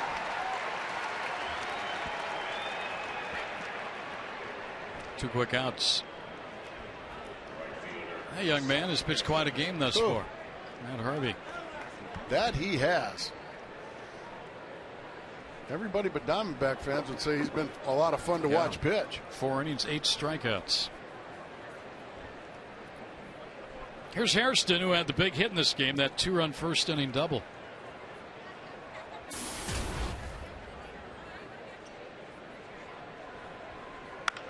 This one's down the right field line, and that's a hit.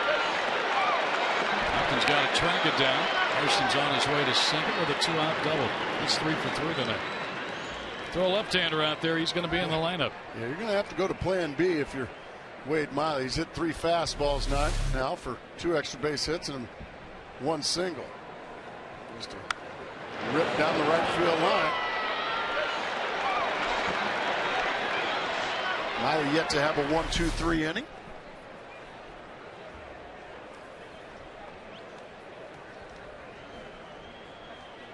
And now the batter is Ike Davis, who is 0 for 2 in the ball game. Well, if Scott Hairston played 162 games against left-handers, he'd probably lead all of baseball in almost every department. He's hit lefties in his career. He's been a nemesis for Wade Miley tonight. He's given the Mets a chance to get another run in here in the 5th inning, already up 3-0. Nice pitch there. That one buckled the knees of Ike Davis. Starts right at his front hip, buckles him, and just goes right to the inside corner. Good pitch.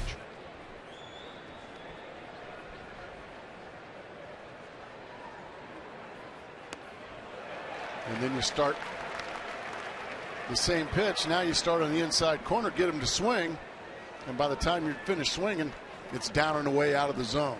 So far, 2 perfect breaking balls. Should be set up for a fastball here if you're Wade Miley. Let's see what he goes with. He went with it, but he missed. 2-2 countdown. And the Giants off today. They await the arrival of the Dodgers for a weekend series to start tomorrow. Into center, and Parra makes the catch. That ball must have been knuckling on him, the way he played that one. And Miley pitches around the 2-out double. Leaves Hairston in scoring position.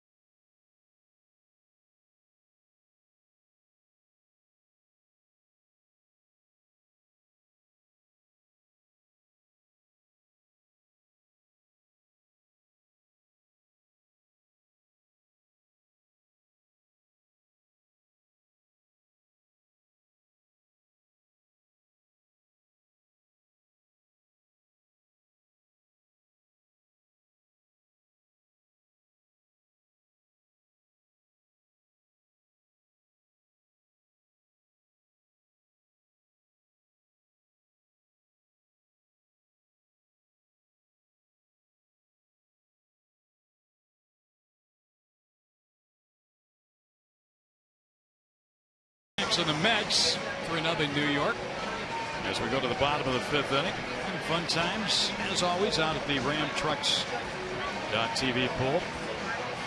Another big crowd out there again tonight. We say that every night. Every single night. Well, Executive Week wraps up tomorrow during the Diamondbacks Live pregame show with Kevin Towers, Executive Vice President and General Manager, joining our broadcast. Don't miss Executive Week, presented by SCF Arizona, tomorrow at 6 p.m. right here on Fox Sports Arizona. See what he's got to say. The trade deadline coming up 31st. Over with Bob Gebhardt to his right. Wade Miley leading off, takes strike one from Matt Harvey. Harvey has struck out 8 in his big league debut here, allowed only 3 hits. He's 0-2 on Miley. And he is piling up the punch outs.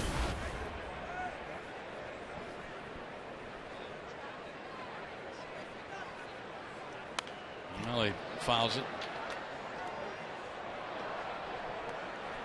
He had in college at North Carolina 238 innings, 263 strikeouts. Minor leagues 245 innings, 268 strikeouts. So that's been his ammo.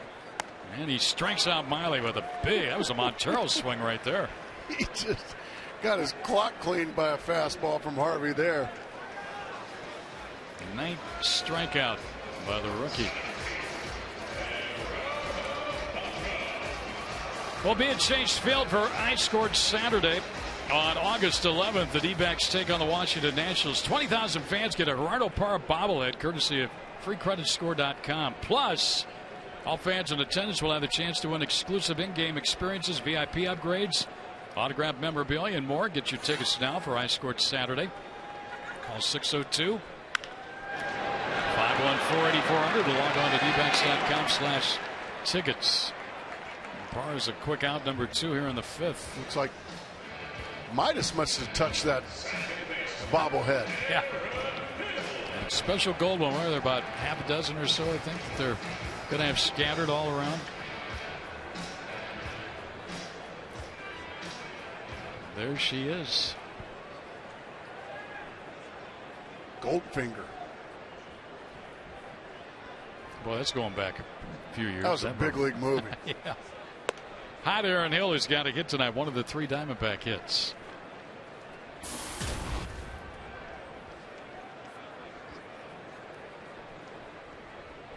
Harvey just continues to breeze along.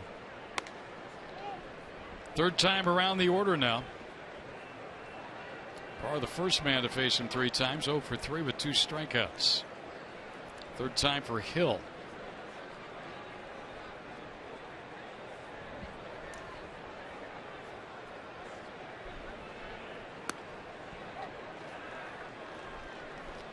He's walked only 1. Well, the Diamondbacks are just a base runner here, a base runner there, away from putting some pressure on this young man. But I'll tell you what, he has been some kind of impressive. Nice job of laying off a slider down and away to get to 3-1. You're the only man who walked against him in the 4th inning. It was with 2 men out.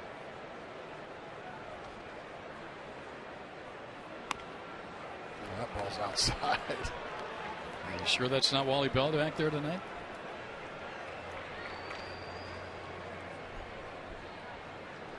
There you have it. And we ain't but 4 2/3 into this one. Tom Seaver and Bill Dennehy had 8. And guess what? That's 10. Just slams his helmet down. I don't think he was upset with that. I think he was upset with the previous pitch. Yeah, he's still talking.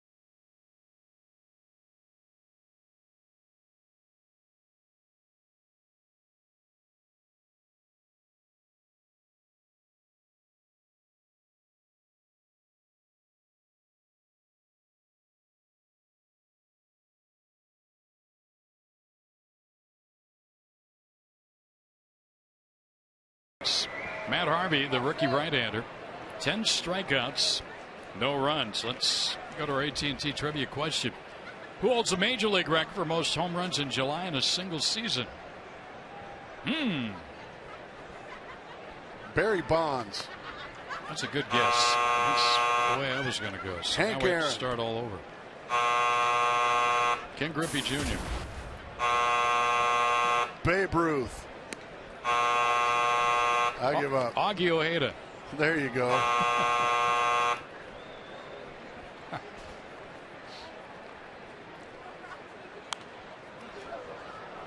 Jason Bay files it back 1-2 now against Wade Miley. Day, Torres, and Johnson.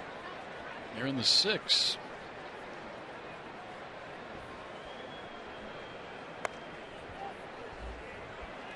Miley now has hit 100 pitches on the night. Worked him up a little bit. Diamondbacks are going to get their bullpen going. Foul back.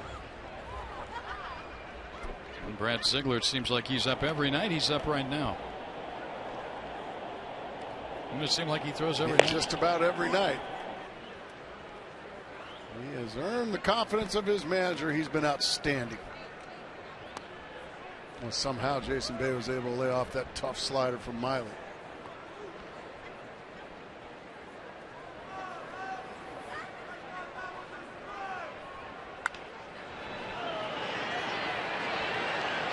Chase hit. Goldschmidt. Nice play. Nice play by Paul Goldschmidt. Every out so valuable now for Wade Miley. Goldschmidt's been pretty good at this in the short time we've watched him. He handles those pop-ups with his back to the plate pretty well.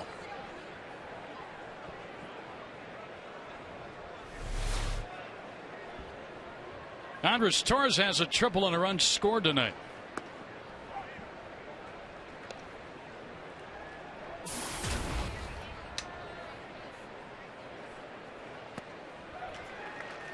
On 2 quickly. Torres a couple of years ago had a very good season for the Giants. Just missed. 2010 hit .268, 43 doubles, 16 home runs, 63 runs batted in, and stole 26 bases. And Hill, the quick throw, didn't get him this time. Hill got him first time. Torres legs this one out for an infield hit. Once again, this ball gets by Miley because he ends up turning his back to home plate. The ball gets by him, and Hill just had no chance this time. The ball wasn't hit near as hard.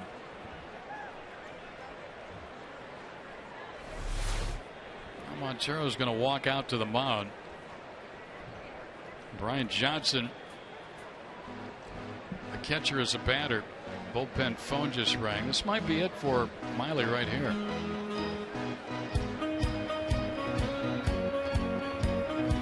.107 pitches.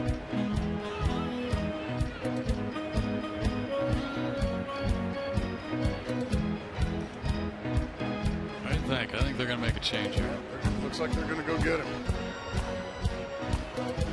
Here comes Gibby. Miley will leave. This will be a slow walk for Gibby. Probably won't even look toward the bullpen. I think they're giving Ziegler a little bit more time to get ready. Normally he's making the change by now, so they're just allowing Ziegler to get a few more pitches in if he needs them.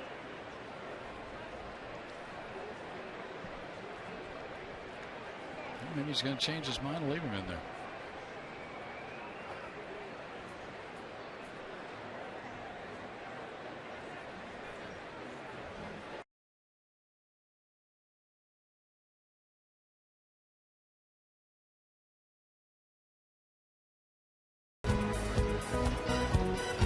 There's the call right there.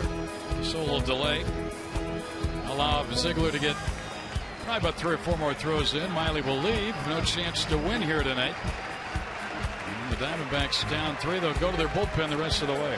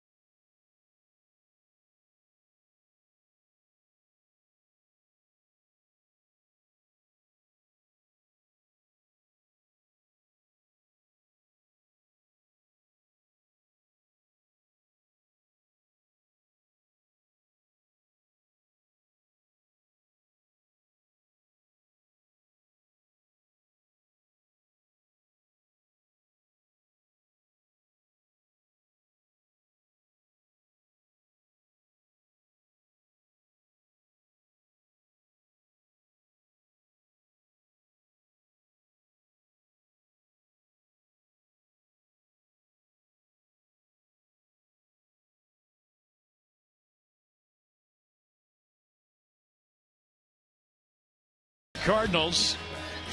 And Tony Cruz a hit here that drives in a run. David Freese his 2-run knock. And then Matt Holliday. That ball really sailed out of there quick. Straightaway center. Bullet. And it was a 7-4 St. Louis win this week on Fox Saturday Baseball. Matt Kemp of the Dodgers head to San Fran. They'll take on Melky Cabrera in the NL West leading division. Giants in a showdown between bitter rivals. Fox Saturday Baseball telecast presented by Budweiser begins at 12:30 p.m. Pacific, only on Fox. Oh, man, I want no part of you, Lucha Libre. That might be El Santo or Mil Máscaras. Now, Brent Ziegler on here for Wade Miley. 44th game of the year for Ziegler. Just rock solid all year long, as he was last year here.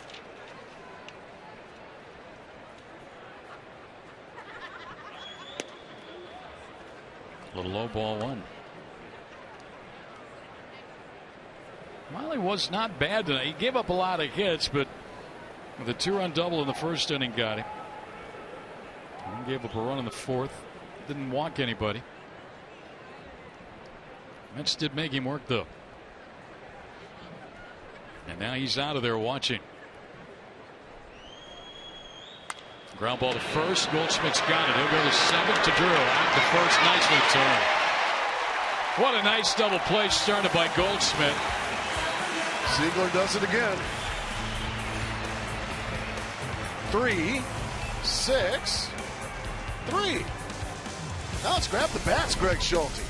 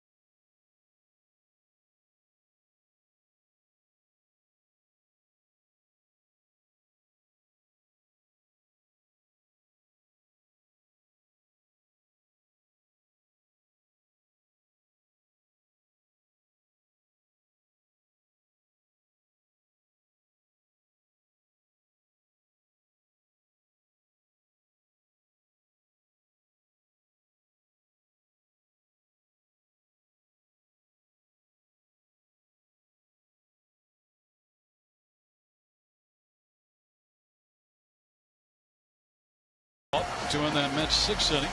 Still 3-0 Mets. Diamondbacks with only 3 hits. Time for some hits and some runs. Off the major league debuting Matt Harvey. Jason Kubel's going to lead things off for the Diamondbacks. Our AT&T trivia question holds the major league record for most home runs in July in a single season. Albert Bell and Mark McGwire. Well, so many people forget, Greg, just what a great hitter Albert Bell was there for. Albert, don't call me Joey. Oh, man, for about a 7-8 year period, he dominated the American League. These are Kubel's numbers here in the month of July.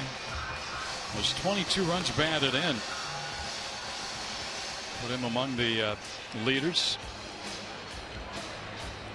All right. 4 more whacks at the New York Mets, but Mr. Matt Harvey has not been a very gracious guest. He's come in and tracked mud all over the Diamondbacks' house. Went into the refrigerator without asking. Just been a rude guest. Yeah, he has. Time to get to work. Well, they're not putting that big shift on this time, or at least Wright's a little bit closer to home. They do have 3 on the right side, but Wright's not going to try and get caught this time. Ooh, boy. In on him, fouled it back. This ball right on the thumbnails by Jason Kubel. Harvey has thrown 88 pitches tonight. That one just missed him. That was a slider. Looking for base runners somehow, some way, folks. Walk, hit by pitch, catcher's interference, base hit. It's all good.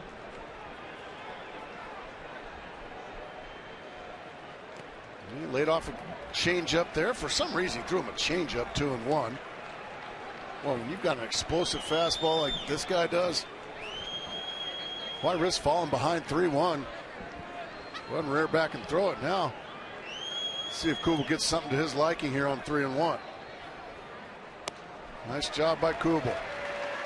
Leadoff walk. Only the second given up by the young right-hander. Well, that's 91 pitches now for the youngster, so I would imagine the phone probably going to ring sometime soon out for the New York Mets. I would imagine the Diamondbacks hope it's really soon. Yeah. Get into that bullpen. Dan Worthen, the pitching coach, on the phone as we speak.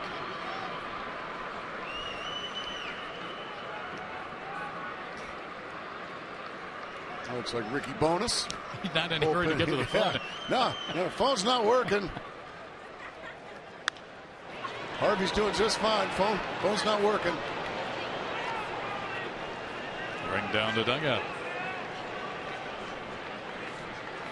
Goldschmidt's had a rough night. He's taken a called third strike twice in the ballgame. First, third innings, although both were questionable looking strikes. He was using the wrong phone. There. Now Ricky Bonus will tell whoever needs to get ready to get ready. And they're going to crank it up. 0-2 count here. Now this trio, Kubel, Goldschmidt, Upton, 3, 4, and 5 in the order, have struck out 5 times between them. Kubel once, but he's just walked to start the inning. Goldschmidt and Upton both twice. Need another runner here to get the tying run up. Getting a little late, 6th inning.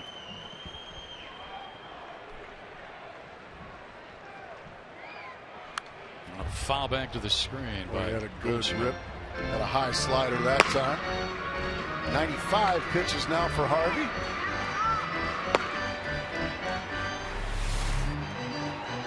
That one just hangs up there. Goldschmidt had a good rip at it. Fouled it back.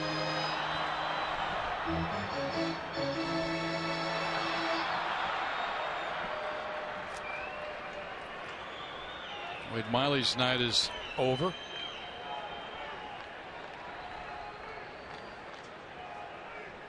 Oh, he went around, couldn't hold up. 11th strikeout for the rookie right-hander. Well, that makes you wonder. I mean, this ball almost hits him in the face and he swung at it.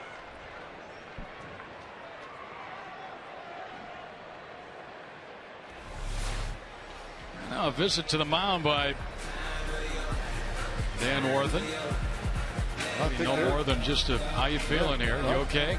If Dan Worthen was watching the last hitter, yeah, he would know that he's doing just fine.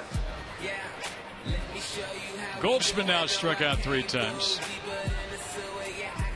And Game Connect has D-back fans talking. So log on now to FoxSportsArizona.com. Experience it for yourself. Follow all the action with live stats and social media. Log on now to FoxSportsArizona.com's Game Connect. Upton has struck out 2 times tonight.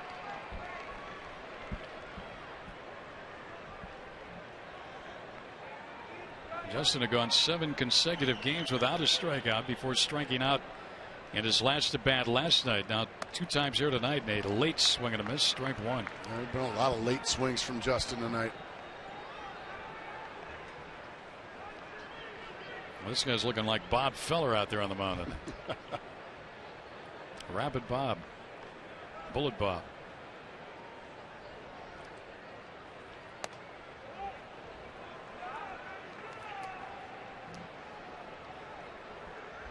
Diamondbacks got their bullpen going. Mike Zagorski, Broncos up.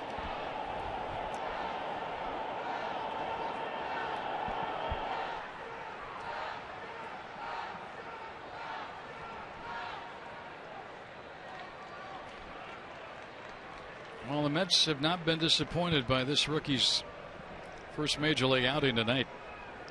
Working into the 6th inning with 11 strikeouts.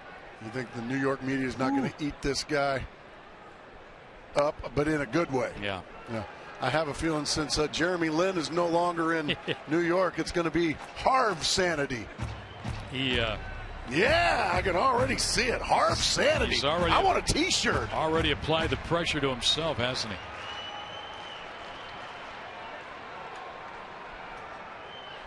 I mean, the 82 Brewers were Harvey's wall bangers. That one's headed right towards our buddy Tom Candiotti. Well, they got a lot of room in that booth right now. Missed everybody over there. Oh, it's going to be Harv Sanity.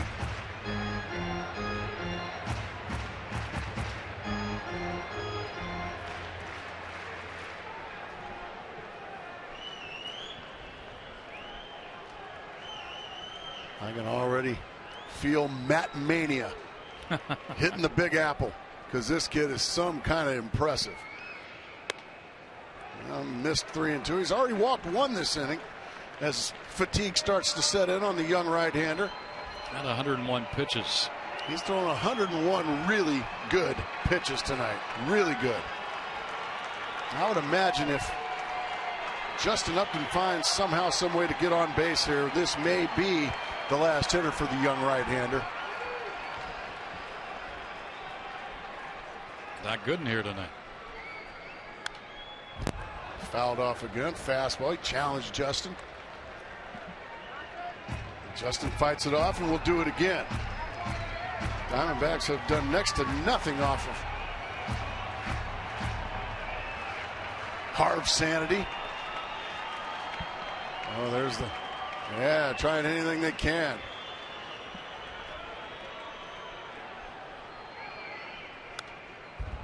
We'll do it again right off the thumbs of Justin Upton. Now Rob Johnson's going to go out and have another talk with his youngster. By the way, if you're wondering, the individual rookie record for strikeouts in a ball game in Mets history, you probably guessed it, Doc Gooden struck out 16 twice. And ball games, back-to-back starts. Wow. September 1984 against Pittsburgh and Philadelphia. Back-to-back 16 strikeout performances. Well, he missed with it, and that makes me wonder now if Terry Collins is going to stay with the youngster after a couple of walks and put the... No, he's going to go. Yeah, Terry Collins. Boy, he's got to be awfully proud of what young Matt Harvey did. He'll make a double switch here as he goes to the home plate umpire. What'd you think, Greg Schulte? I thought he was outstanding. That was fun to watch. It really was. This is one of the better performances we've seen all year against the Diamondbacks hitting. And it's guys like him that make me very happy to be retired. Yeah, I would think. Very impressive. 104 pitches. He walks off the mound. He had a heck of a performance. I don't think we've heard the last of number 33 for the New York Mets. Do you? No. And he'll get the high fives and the glad hands in the dugout. Pretty impressive numbers tonight. 11 strikeouts in his big league start. First big league start.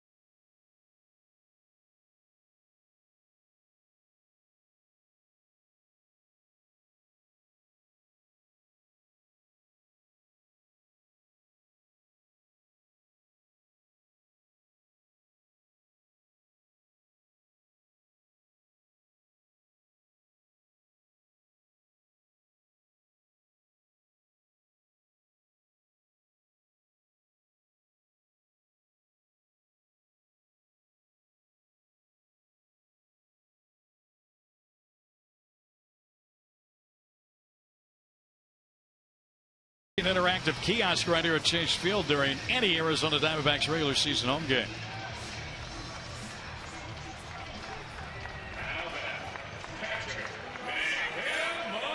Josh Edgen is on to pitch for the Mets, left-hander.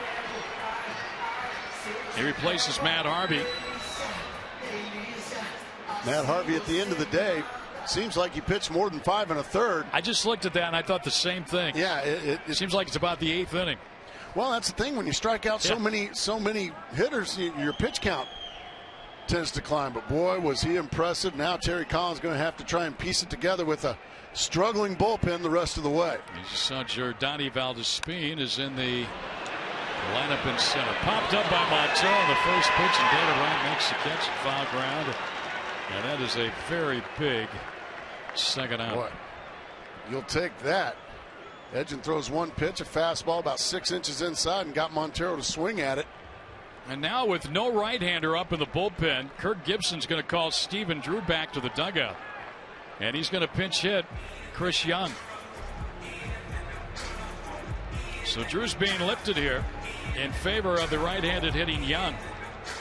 In the 6th inning, Chris will come up as a tying run. I don't know if I've ever seen Stephen Drew get pinch hit for. Have you? If it has, it hasn't happened very often. But it's happening as we speak.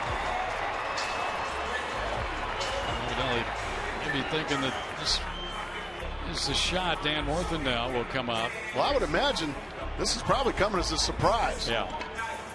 To Terry Collins. I figured he'd never hit for Drew. Yeah. Well, now we're going to have to go over Chris Young. So a little gamesmanship here from Kirk Gibson. I think I'm as shocked as Terry Collins. Chris Young, much more effective in his career off lefties than righties. He's been swinging the bat pretty well of late. Well, Gracie, he's 1 for 1 this year as a pinch hitter. There's his numbers against lefties: 4 home runs. And the right-handers, only a 176 average, but 7 long balls. 1 for 1 as a pinch hitter, a pinch hit home run. Well, he is the tying run. He's going to face the hard throwing Josh Edgen. He just got a big out retiring Montero. Outside ball 1.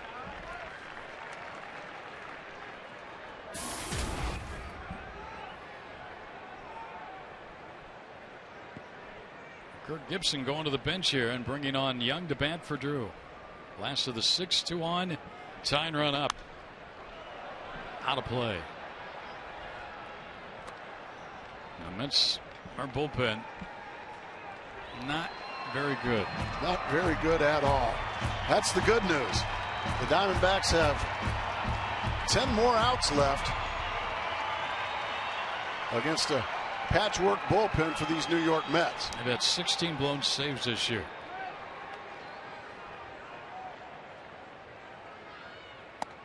Young went around, and now he's in the hole 1-2. Just a little over anxious there. Swung at a pitch out of the zone. Where's the offense going these last couple of nights, I don't know what's going on. I guess you can't expect a team to continue to go taco after taco, but by the same token, 2 solo homers tonight, last night, nada here tonight thus far. Young breaks his bat, hits it back to the mound. Turns him out. Diamondback threat goes awry. 2 walks, 2 left. We'll go to the 7th. It's still 3-0 Mets.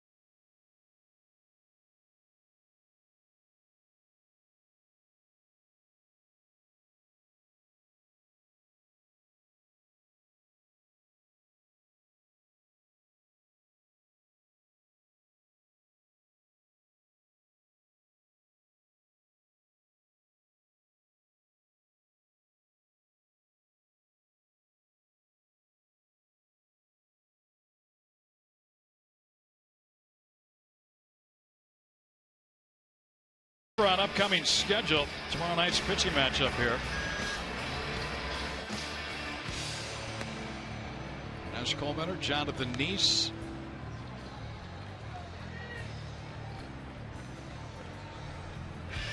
So Coleman will get the ball tomorrow. Diamondbacks are hoping he's not trying to snap a 2-game losing streak, aren't they? You hope not. The offense has gone dormant here the last game and a half. Mike Zagurski now is going to take over. Bronco. Try to keep these pesky New York Mets, who have really been struggling coming into Chase Field. But they got out of the gate against Wade Miley. Willie Bloomquist now takes over at shortstop for Stephen Drew. And first to face Zagurski, Jordani Valdespin, who's been quite a story for the Mets. He's got strike one on him. Valdespin inning 292, 7 home runs. You ready for this? He's in the lineup in a double switch, so this is not a pinch hit situation. But he's got 6 pinch hits this year, 5 pinch hit home runs. You got to be kidding. 10 runs batted in off the bench as a pinch hitter. That's 5 more than I had in my career. Never hit one, huh? Never. Well, you didn't have that many pinch hit at bats. I bet you, did you even have a dozen in your career? Oh, I think I had close to 100. You did? Yeah, I think so. We're going to look it up. Quick strikeout victim. We'll have Kurt Zacher, our trusty statistician, look at just how many pinch hit appearances I had. He's not going to homer in this one. Bronco chewed him up. It's good to see him coming out throwing strikes. Now Ruben Tejada.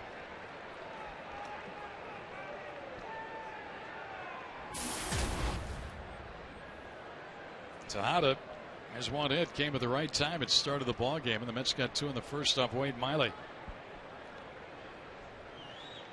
Make no mistake about it, this story of this ball game has been Matt Harvey, the pitcher, is now out of there. He had 115 pinch hit at bats. He had 26 hits, so he had 263. That's not very good. 3 doubles, 18 runs batted in. On base percentage was .330. You slugged .293. Well, up until my last couple of years in the big league, just about my last 2 years in the big leagues, a lot of pinch hit appearances. Didn't get many starts. No, there's a strike. See, I was just thinking of you as a starter. I didn't look at you much as a guy off the bench. Yeah, that last year I was sitting and watching Lyle Overbay play a lot.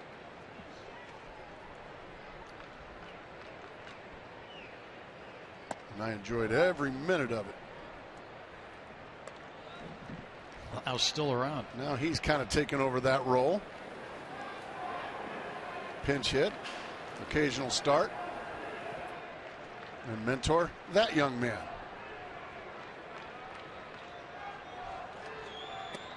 Yeah, that's the unfortunate thing for Mike Zagurski, is starting to get back to those walks. If you or someone you know would love to be calling the game and is between the ages of 10 through 14, then come on out Sunday to Chase Field for the Fox Sports Arizona and Sanderson Ford Kidcaster auditions from 11:30 a.m. to 1:30 p.m. near section 115 and 116 during the Mets and Diamondbacks game. That's fun for all those kids. They love it. They love it. They do a great job. We're going to have one this year. This weekend. This weekend, right? On Sunday. There's what that's what you want to do with that. Right to that outside corner, Mike Zagurski. Well, he struck out Valdespin, the left-handed hitter, then walked the right-handed bat. Now he's got another lefty, Murphy, up there. Gets ahead of him. There's still a lot of baseball left in this one. But Diamondbacks can ill afford to have the Mets score any more. That is very true.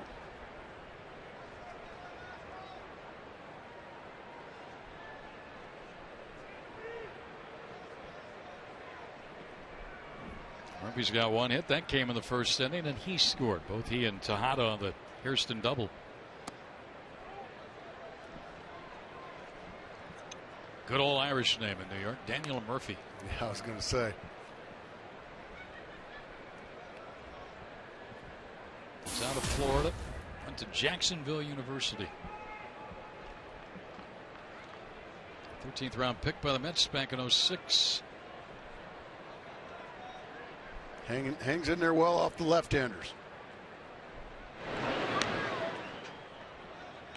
Murphy had a big year last year. He had 320.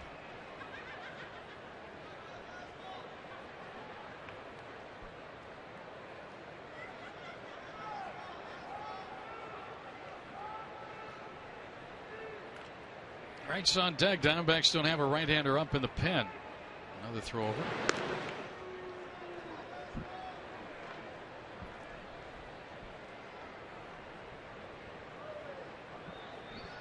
Wade Miley started this game for the Diamondbacks. Went 5 1/3 innings, allowed all 3 runs. Ziegler came in, faced one batter, and got a double play ball in the 6th. Ground ball to second. Let's see if they can get to it. Not hit very hard. Out at second, and no return throw by Bloomquist. Smart play there by Bloomquist. There was no play at first, so just take the force out, stick it in your pocket. Don't risk a wild throw as you're being taken out at second base. Just make sure a 1, which is exactly what Aaron Hill and Willie Bloomquist do.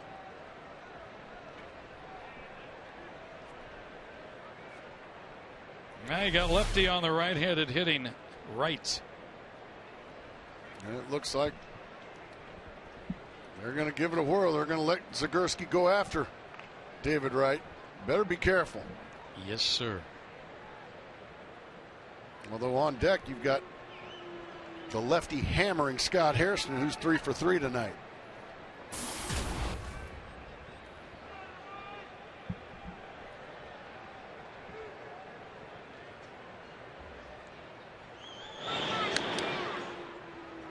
And I would imagine Daniel Murphy's going to stay put.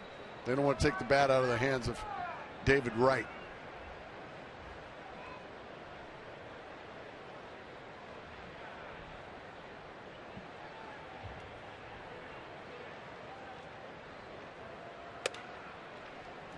Now misses way outside.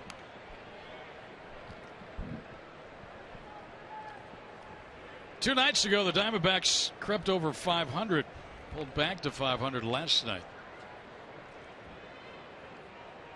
And in danger of falling back below 500 here tonight. But they've got 3 innings to still do some damage. Broken back ground ball. What a pitch. What a rough night for David Wright. What a pitch. No runs, a walk, 1 left. Bottom of the 7th, stretch time.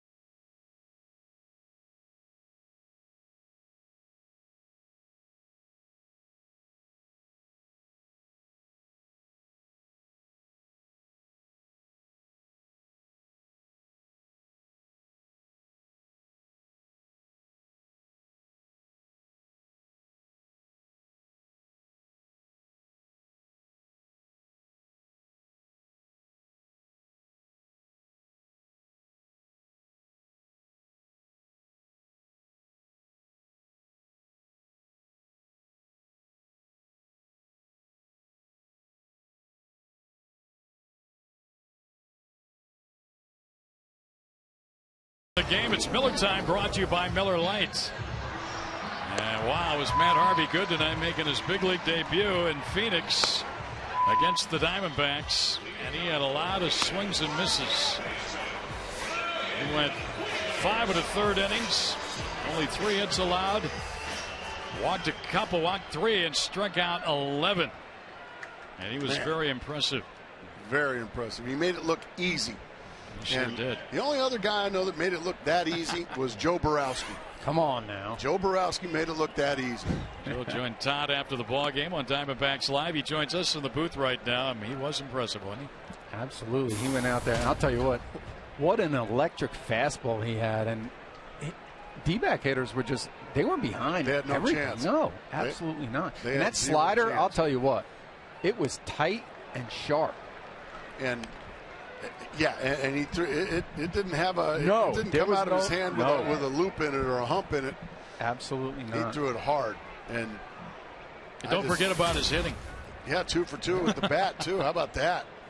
Yeah, I'd say right now he's player of the game. Yeah, yeah, he's got my vote. That will do it for Mr. Wheeler. Wow. Well, engines come in, and he's retired all 3 he's faced. Now Willie Bloomquist's going to bat for the first time. We were talking, Joe, the last couple of nights after all those runs over the last 7 ball games, 2 last night, nothing here tonight. Where's the offense going? I think it's tough to keep up that pace. Yeah, nobody's going to do that like that. But last night facing a pitcher you think that you should be able to get a bunch of runs off, you don't. It's kind of disappointing. But tonight, I don't know many teams that would have had a chance against Harvey tonight. To me, he was that impressive. That's a foul ball. He's put a little pressure on himself in New York. He's got a lot to live up to now. I'll tell you what. Well, you did some pitching in New York, didn't you? Yeah, a little bit. And I'll tell you what, he owns the town right now. Yeah. He owns but the he town. set that bar very high, Gracie. Yes. Because they're going to be expecting that Very every true. time out. How about the New York newspapers tomorrow? They're going to come up with all these Matt or Harvey lines. They will definitely have some good. It's the headline capital of the world. They'll come up with something witty. We'll have them big time tomorrow. One Mr. Matt Harvey. And they'll find with Harvey, they'll probably say the rest of the story. Yeah, there's a good one there. Right ball on the right side. Joe, let's get your thoughts on our Nissan text poll here tonight. About Steven Strasburg. Yeah. You agree with shutting him down after 106 innings? Our fans say no, 65%. That's a tough one. I mean, you're the GM. You're looking at your team past just this year, going into the future. He is the star of your team. Do you jeopardize him injuring his arm after coming off of surgery, or you don't know when you're going to have another chance to make the playoffs? I mean, it's not like it's a given that automatically you're going to be in a pennant race every year. So I do not. I'm glad I'm not in Rizzo's position. Did you ever have any arm surgeries? No, I did not. You did not. Wow, you're really lucky. You're one of the very fortunate major leaguers that pitched as long as you did and didn't have any surgeries. The thing is though, I could have had surgery. I got a hole in my shoulder that I pitched the last 5 years of my career with. But I thought that was just your head. Yeah, your shoulder, well, we had both. But they said, I mean, if I had surgery, I may have never pitched those last 5 years. So really? Wow. I just went the rehab route and just worked my butt off every year. Our buddy in the next booth, Tom Candiotti, he's still having surgeries. Yeah. He was the second successful Tommy John surgery. Yeah, Tommy had the first one. Then there were 7 that didn't work out, and then Candiotti's was successful. Parr's had a rough night tonight. Just about everybody had a rough night. Yeah, it's been a long night for the offense. So yeah, that's a tough one with Strasburg. Like you said, you want the future, but they've got so much pitching. They really do. Yeah, that I think they could probably shut him down, save him for the playoffs probably, and be just fine. But how do you keep him fresh? Exactly. I don't know if he's going to lose a little bit of that edge. That is a great question. Maybe Yeah, boy, I don't know. Yeah. How do you? It's a rock and a hard place Because here. you got to remember, if you skip a start here and there, you're putting a lot of pressure on your bullpen to pick up those innings also, or because you can't put them on a DL and bring somebody else up, so your bullpen's going to have to be used that game. There's a lot of issues. I don't know. Like I said, I do not envy Rizzo at all. That's right. Because the fans. Oh, are sure. gonna be clamoring for it. Send Baybank and lefties down. All right, after the ball game, I'm sure you'll have much more on Mr. Harvey's We performance. got a lot to tonight. talk about tonight. Hopefully a Diamondback win too, Joe. Joe Borowski with Todd Wells coming up after the game. A terrible inning right there.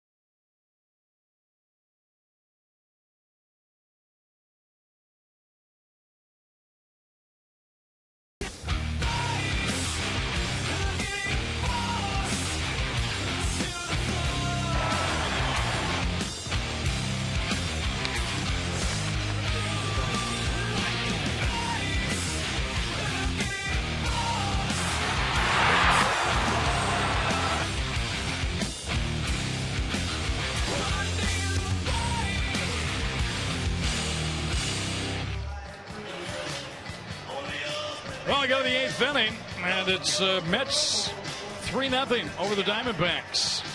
We got 2 in the first, added 1 in the fourth. Matt Harvey, the rookie right-hander, making his big league debut. Sensational, 5 1/3 innings, 3 hits, no runs, 11 strikeouts. And thus far, the bullpen, Josh Edgin's been good. Now to the 8th we go, and Takashi Saito, the 3rd pitcher, make that the 4th pitcher used by the Diamondbacks, their 3rd reliever. Miley 5 1/3, Ziegler got a double play ball. Zagurski worked a scoreless 7th. Saito's 3rd appearance of the year, and he throws ball one outside to Hairston. He was really good against Houston the other day. Yeah, he threw the ball very well against Houston. It's Hairston. good to see. They're going to need him. They're going to need somebody to bridge that 7th inning now that Shaw is no longer around. They're going to need somebody for that 7th inning to get the ball to David Hernandez and J.J. Putz. Hairston facing someone other than a left-hander here tonight. 3 hits against Miley, including a 2-run double in the first inning.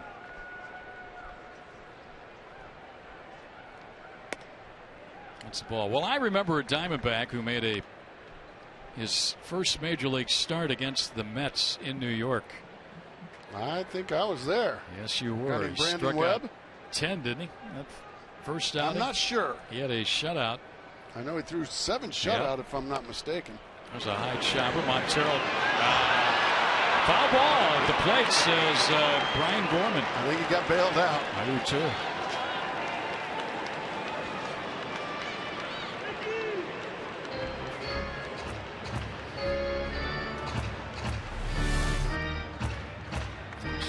There's a chopper.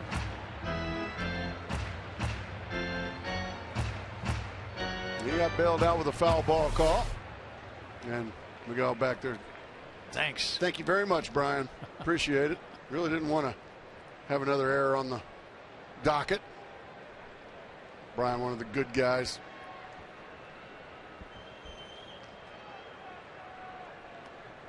2-2 count here on Hairston from Saito.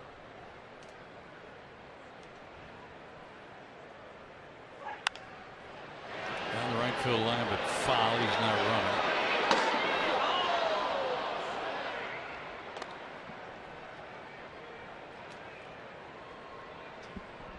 Yeah, come on out. Bring your friends. All the lovely ladies. It's good to see the ladies here, too. It's a great place to bring a date, a first date. Yeah, bring mom, the kids, dad. Make sure you wear the colors. Very well done. So they had the Sedona red and the old school purple, too. That's just good. Those are the Hineses right there. Used to be neighbors. Oh, yeah? Yeah. Yeah, see? Come on out, folks. Nothing like fun at the old ballpark. Oh, baby. Scotty knew it. Saito threw a beautiful breaking ball there. And that one just locked up the bowels of Scott Hairston. Watch this. Yeah. Steve Reichen, he knew it. And now Ike Davis to the plate.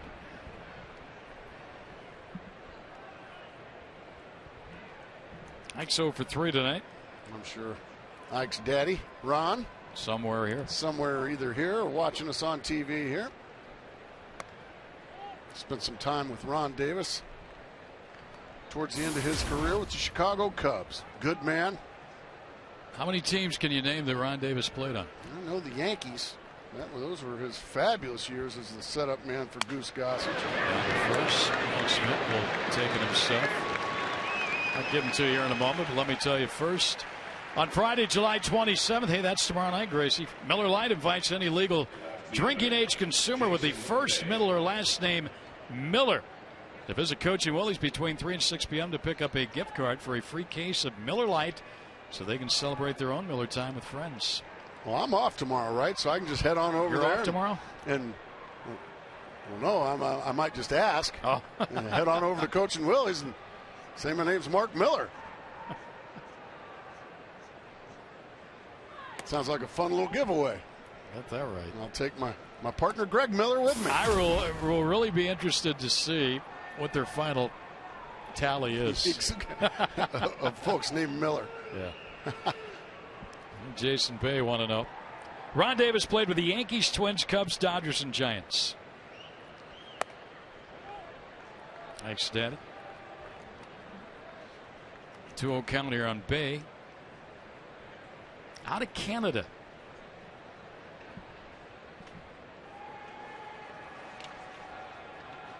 Decided not to play hockey, decided to play baseball.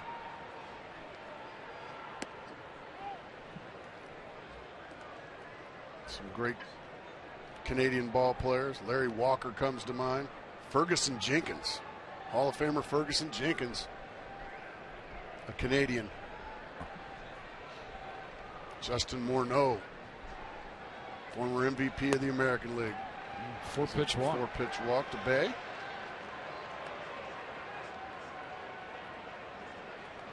Steve Nash. Yeah. Now a Laker. How about that? Have you gotten over that yet? No, I've never given over that one. Sorry. Number 9. I will not. It's like Connie Hawkins going to the Lakers or something, huh? Or Babe Ruth back to the Red Sox.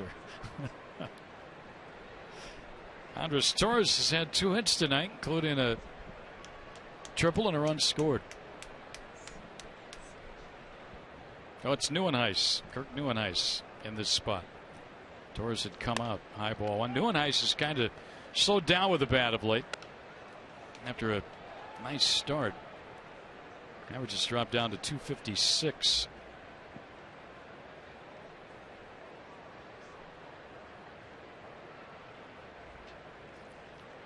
One thing he definitely does not have to do is buy a vowel. No. Nieuwenhuis 9 for his last 68 since June 16th. He's got 5 vowels in his last name.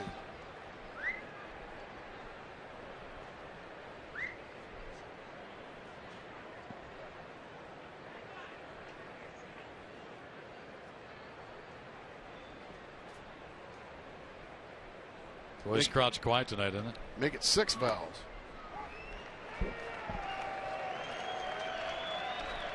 Sandro got a strike after 6 straight balls, and the fans cheer him. Well, be nice to Takashi. Only his 3rd appearance of the year.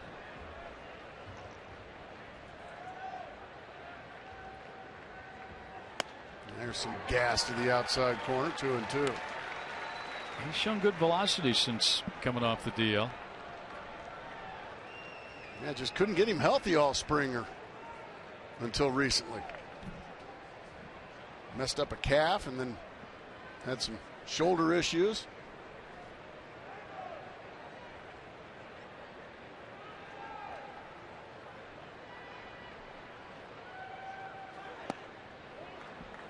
Three and two, and now the runner at first base will take off with 2 men out.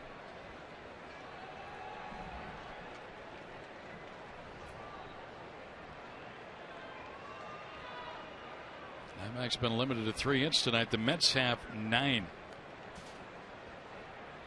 And all 3 runs in this game.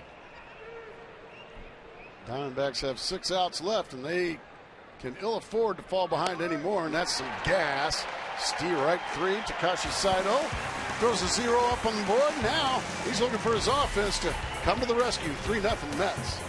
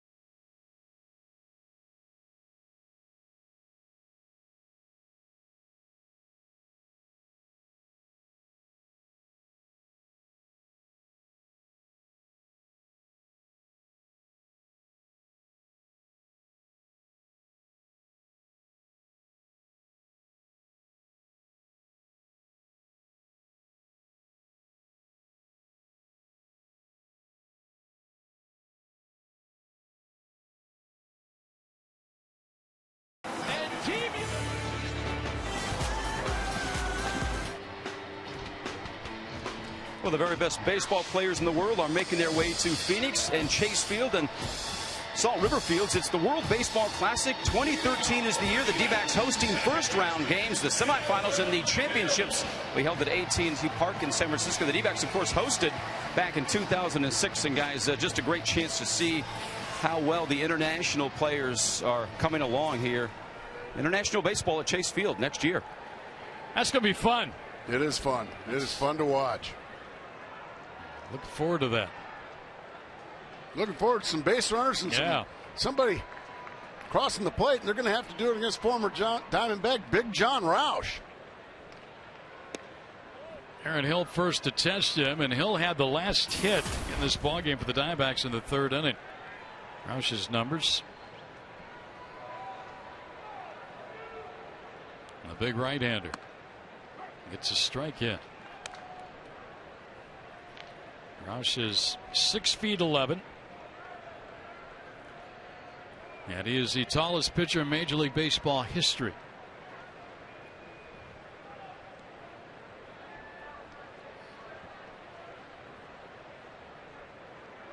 He was with the Diamondbacks for a couple of seasons.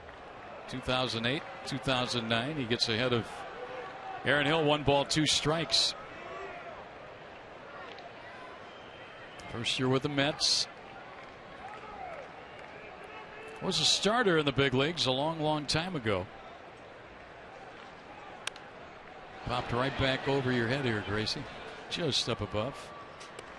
You were ready for it. Or at least you stood up for it. I was robbed. It stayed up there too. It didn't fall back down, did it? No souvenir for anybody. Kubel and Goldschmidt here. Laid off a slider down and away, 2-2. Well, the Diamondbacks got a rally in them here tonight. They need one, don't they? Boy, they sure do. And then some. Let's see. Staying alive. Bee Gees, 1977.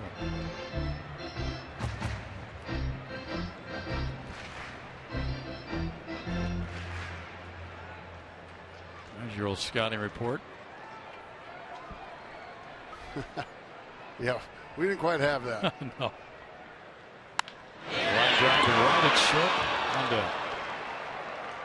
And speaking of defense, our Chaz Roberts air conditioning cool play of the game. This gem turned in by Aaron Hill off the bat of Andres Torres. Well, we've gotten used to this over the course of this season. Aaron Hill just makes play after play. And he just hitting some tough luck there. He lined out to the shortstop. Jason Kubel now hitting with 1 out and the base is empty.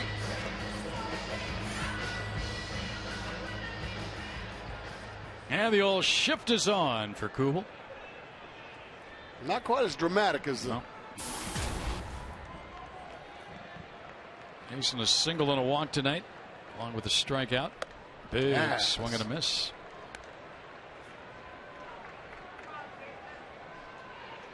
Now right is going to drop way over towards short with a strike on Kubel.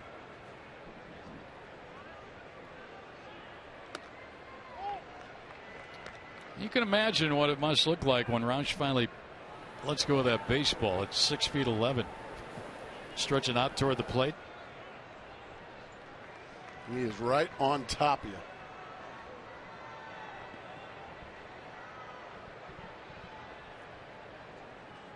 The trade that brought Rausch to the Diamondbacks and Emilio Bonifacio to Washington.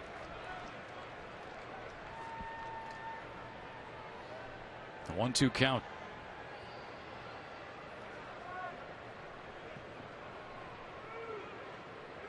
Unfortunately for the Diamondbacks tonight, way too many strikeouts. 12. Almost 13. He wanted to chase it, but he didn't. He held up, says Bob Davidson.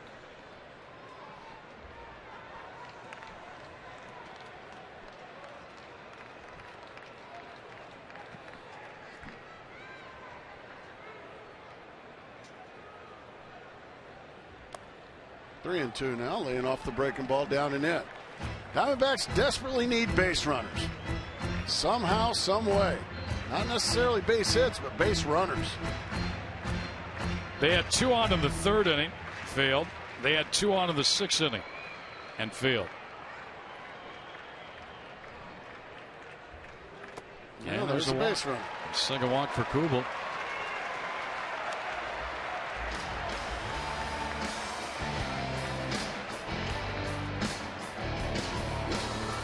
Goldschmidt's had a rough night. He struck out 3 times against the rookie right-hander Harvey.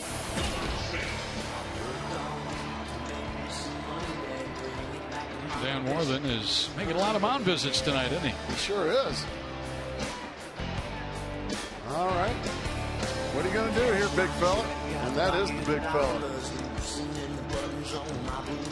And more than anybody knows that late walks tend to score. They drive me up a wall, and I'm not even a car.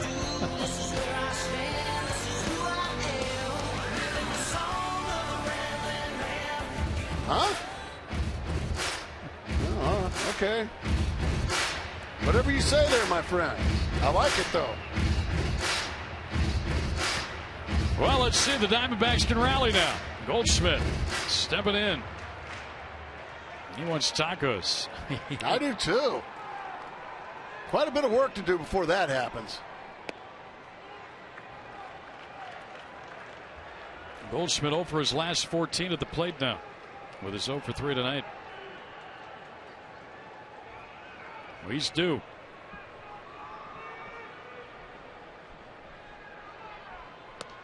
Well, Big John Roush trying to give the Diamondbacks some life here by a 1-out walk to Kubel. Now he falls behind 2-0 to Paul Goldschmidt. Justin Upton on deck. You saw the lefty Burdick up in the bullpen for the Mets. I would imagine he's up for Miguel Montero if it gets there. There's a hit. Left center. Kubel's on his way to third. Goldschmidt hustling into second. There's a throw. He's in with a double. You ripped that ball. Here's that rally you wanted, Gracie. It doesn't take much to get the tying run to the plate. You get a good at-bat from Kubel, battling Big John Roush, drawing the walk. Then a 2-0 fastball. Paul Goldschmidt hammers it into the left center gap. Nice play there by Valdespin to cut it off and save a run. But the Diamondbacks now, second and third, only 1 out. And Justin Upton now, who has big power. Although just 8 home runs this year, we've seen time and time again, 99 of them in his career. That's right. Boy, what a time for that number 1 under that. For the C note here. Here he is, tied run at the plate. Curve ball, a beauty for strike 1. That one buckled Justin Upton. And this is a bullpen that has been hammered this year.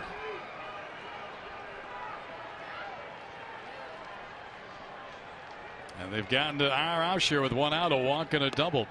Strike 2. Justin Upton has looked at 2 balls right down the middle. Strike 1 and strike 2. I mean, a fastball right there. Boy, he took it.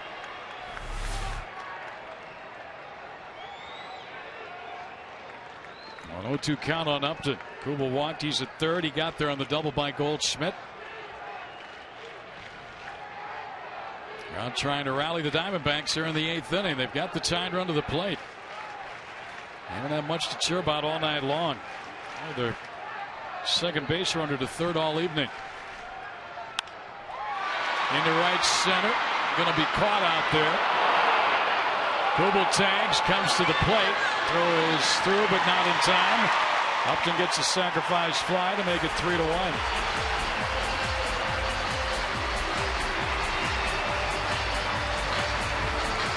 Well, it gets him on the board. It gets him a run closer. And it brings Terry Collins out. He's going to make a move. He's going to take Roush out of the game. And Miguel Montero is going to have to face a lefty.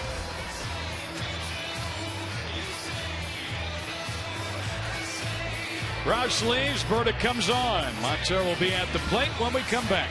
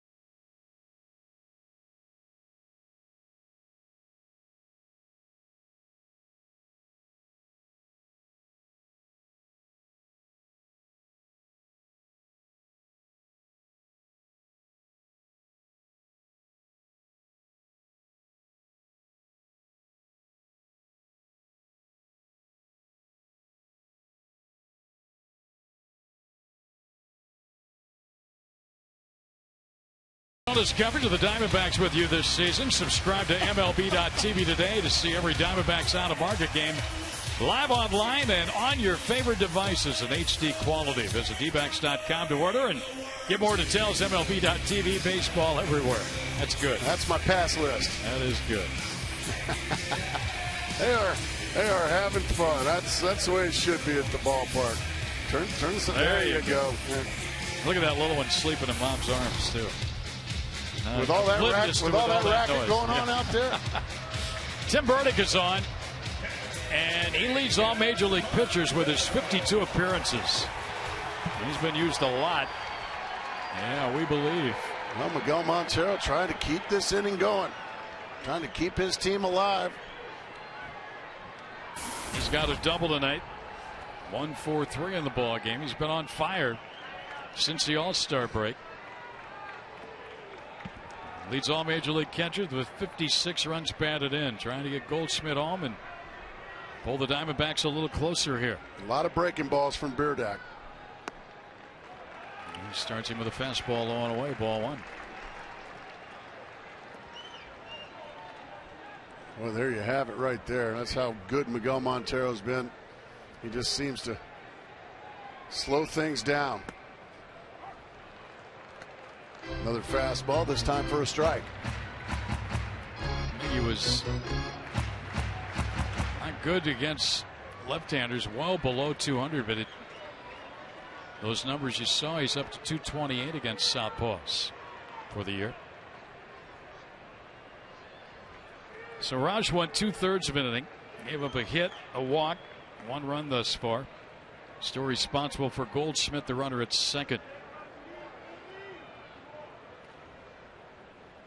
Yeah, Montero's hit. That one got him. What a big mistake there by Burdick. He's saying it hit the bat. No, it didn't hit the bat. It hit Montero. So a free base runner. That's your tying run. One late walk has already scored. Now you get the hit by pitch right on the forearm there. Now Lyle Overbay is the go-ahead run. Lefty on lefty, though. Diamondbacks have used Young as a pinch hitter tonight. Bloomquist is in the game. They have Blanco and McDonald off the bench right-handed. Overbay being used here. Lyle Overbay's had probably nearly 1,000 at-bats against left-handed pitchers. He lays off a slider. Let's see, Overbay on the year as a pinch hitter. He has gone 6 for 20 with 2 runs batted in. Trying to get this crowd something to get excited about. Well, I'm excited. This is an exciting part of the ball game. Like to see these fans, get a little pep in their step. Get behind Lyle Overbay. Swing and a miss, and Overbay's upset with himself. Now they're starting to rev it up just a little bit. 12-18 to be exact. There you go. I mean, this is not foreign territory to Lyle Overbay.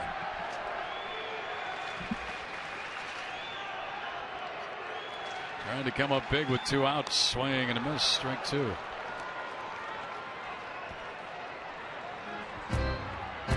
Burdick came on and hit Montero with a pitch.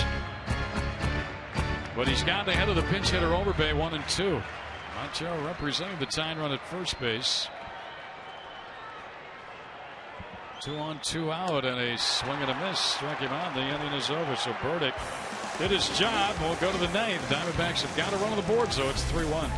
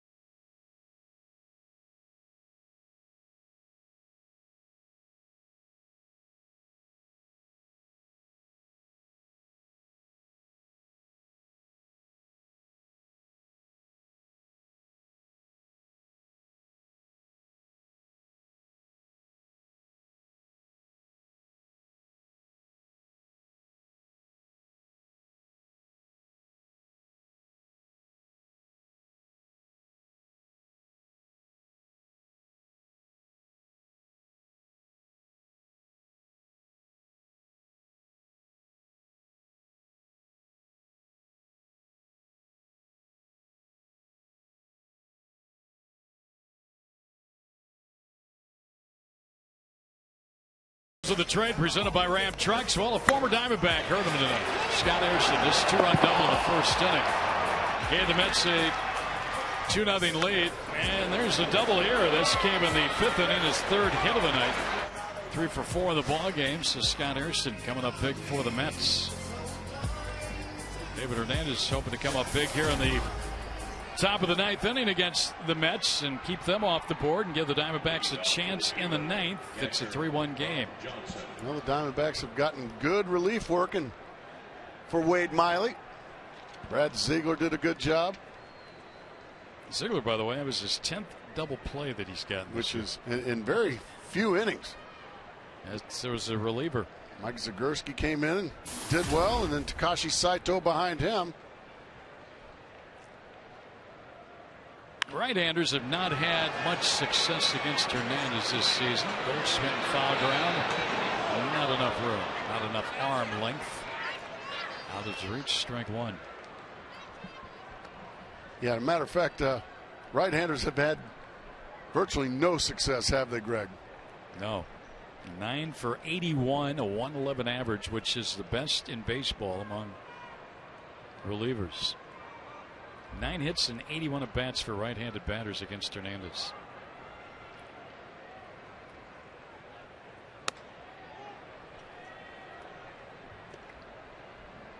Ball and a strike. Johnson got the start behind the plate tonight and has contributed a sacrifice fly in this ball game. Oh, nice pitch. Filthy, huh? Stop it, David. Watch Johnson. Yikes.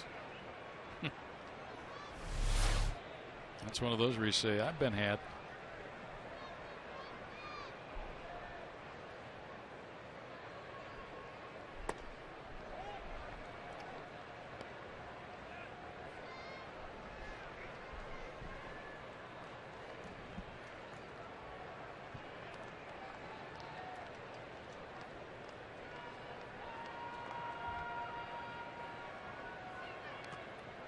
He's running full 3-2. He's running full. He's missed with a fastball, then a breaking ball.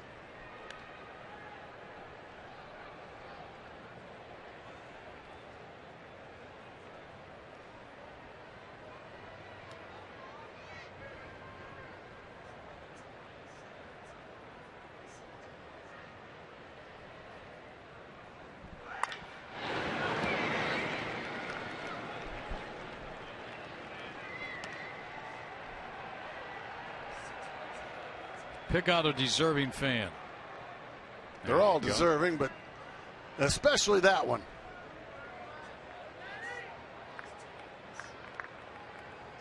He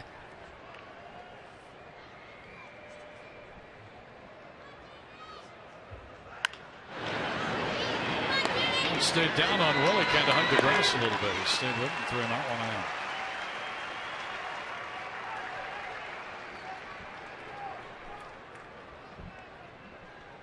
So Hernandez gets another right-handed hitter, and now he'll face a left-handed hitter. Jordani Valdespin.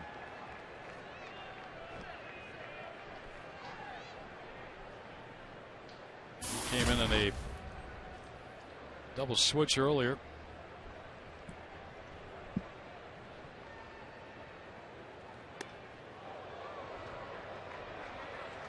Hernandez will spin him around with that high pitch.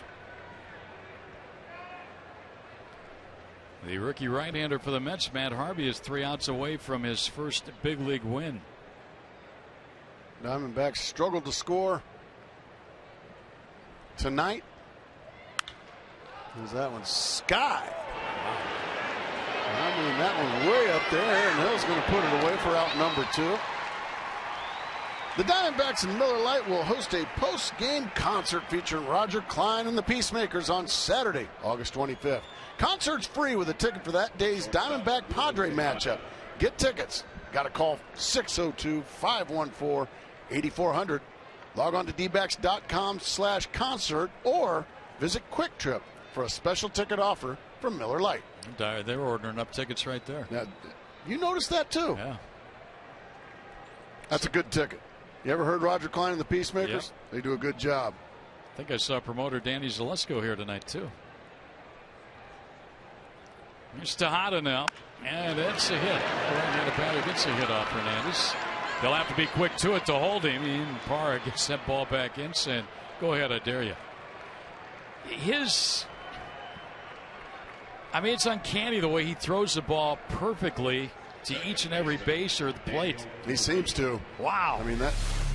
Here's a first pitch fastball, whack.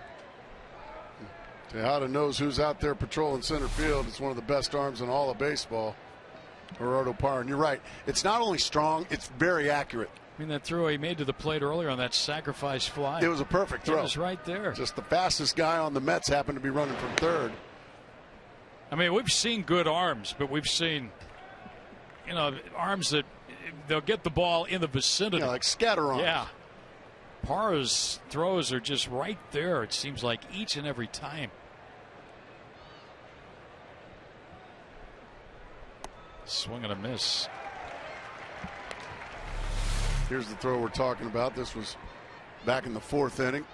That's a very fast Andres Torres, and he barely beat it. And that was pretty deep right center field, too. I don't think anybody else on the Mets team gets to the plate except Torres, maybe. I think you're right.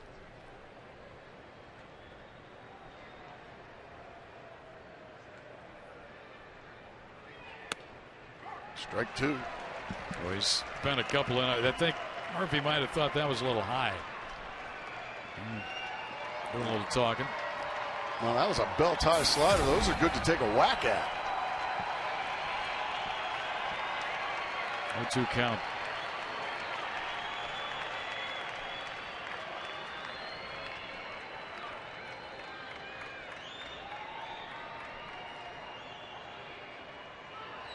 Got him. One hit off Hernandez. For the Diamondbacks in the 9th, Wheeler, Bloomquist, and Parra. One last crack of the Mets here.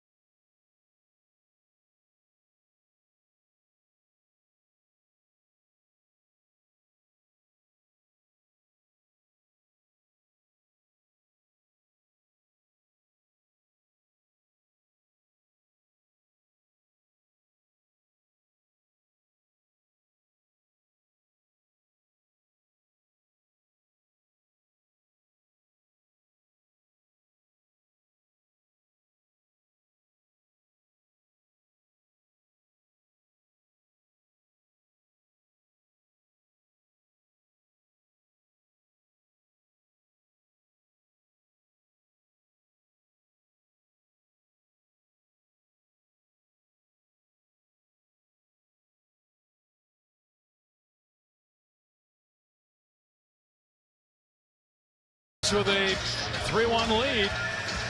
Last chance for the Diamondbacks here. It's going to be Wheeler, Bloomquist, and Parra. Going to go up against Bobby Parnell. Frank Francisco's out of the DL. Parnell, look at that, 2 for 7 in save opportunities. Hard throwing right-handed. He is a very hard thrower, but he's living proof that not just anybody can get outs in the 9th inning. These are the toughest 3 outs in the game. But one thing he's got is a very good fastball. Over the last 14 games, an ERA of 1.93. Hasn't walked a batter since June 9th. Covering 15 innings. I like that. That's a true fan right there. He's going to face Ryan Wheeler here. Now keep in mind again, the Mets have 16 blown saves in 2012. And I can't think of anything better for the Diamondbacks to come back and win this one in the 9th. And it takes some doing. Wheeler is 0 for 3 tonight as he's in the box here.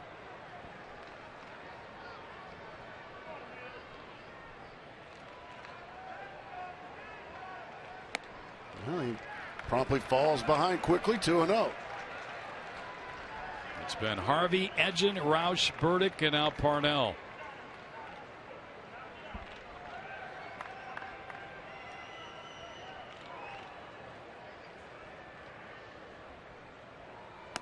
There's a strike. 95 miles an hour. I've seen him throw harder, Parnell.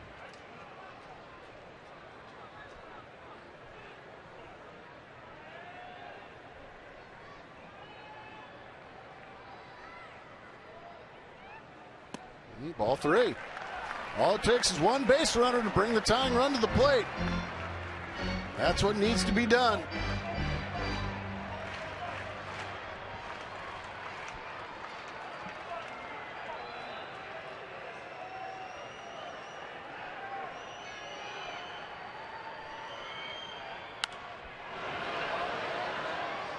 Full now, 3-2.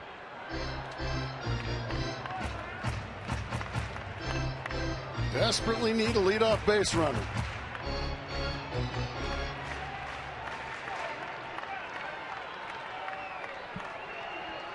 Find a way, Ryan Wheeler. Somehow, some way, find your way on base.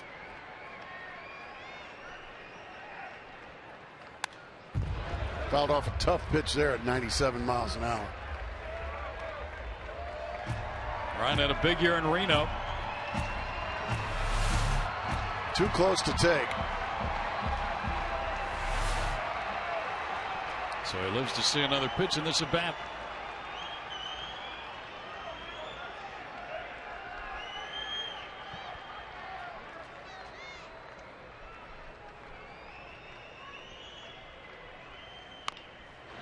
Fought off a breaking ball that time on 3-2. Gutsy pitch. Nice job of hitting just to stay alive. Once again, this was too close to take. Tough to tell if it's going to be a strike or not. It's too close. So Ryan Wheeler, thus far, battling, doing everything he can.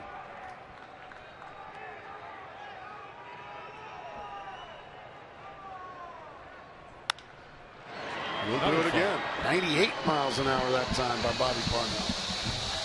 This next pitch coming up will be number 9 in this at bat.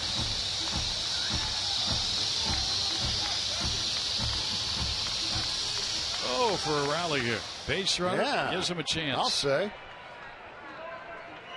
Put your rally caps on at home, folks. He's got one on. Join him. Oh, that one just missed. It did, just barely. Just missed. What an at-bat. What an at-bat by the youngster Wheeler. So there's a start. That looks like it could have been a strike, but it was called a ball. Never a doubt. Nice job by Wheeler.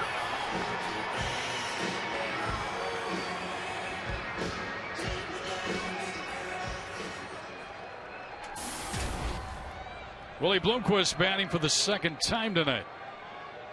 He grounded out to first in the 7th inning. Bloom saves Milwaukee 19. The Mets close 16. There's a strike. That time he called that one a strike.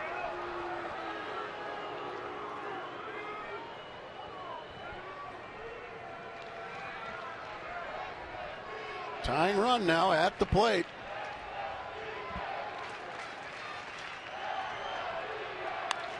He fought that one off. It's 0-2. Willie has not homered this year. I really wouldn't expect that from him here, but somehow, some way, maybe get a hit, get a couple of guys on the tying runs. Willie usually tries to shoot that ball through the right side. With the outfield playing deep, that would be first and third.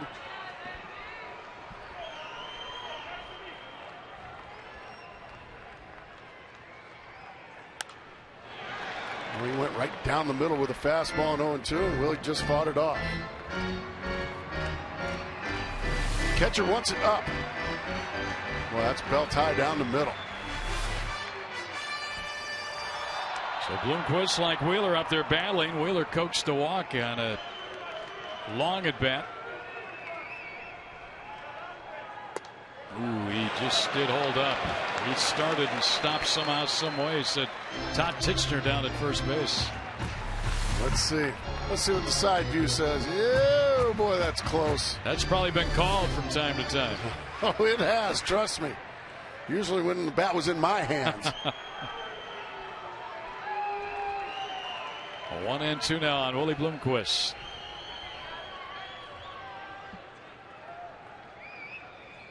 He fought it off.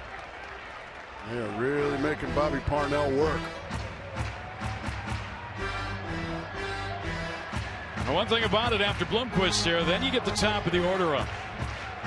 You can get two on here with Parr, Hill, and Kubel, the next three hitters.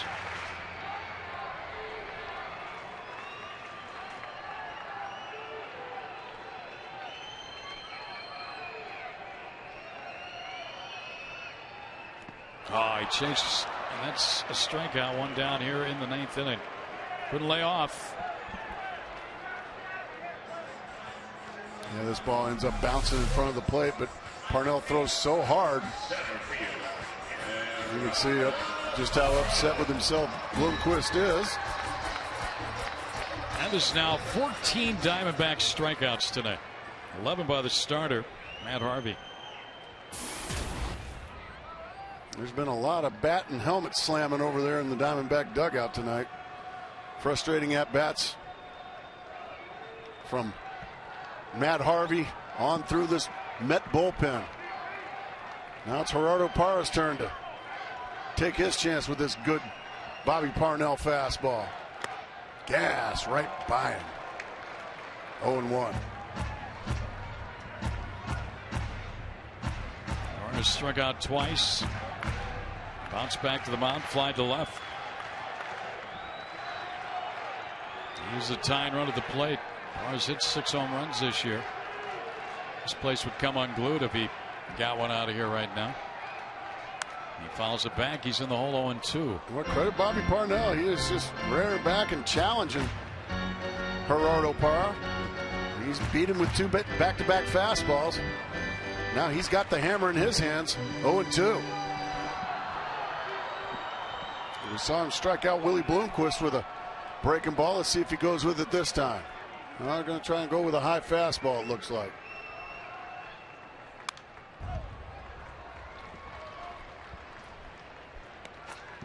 Diamondbacks would love to get Kubel up yet this inning. Hill is on deck.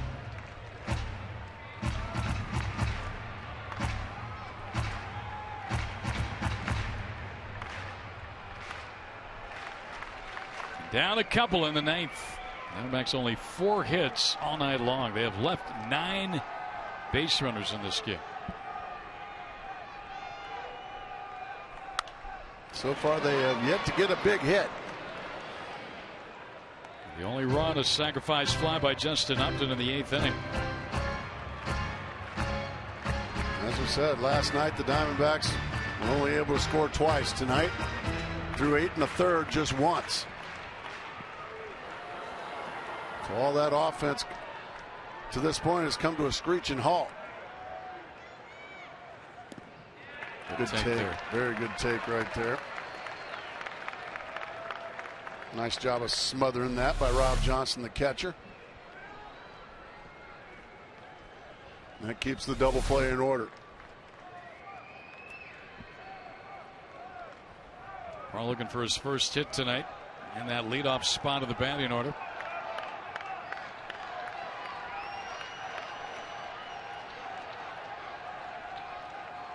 And a tapper foul, so he spoiled another one. Parnell's already thrown 21 pitches here in this inning. He had a long at bat against Wheeler ended up walking him. Struck out Bloomquist. On a 1-2 count here.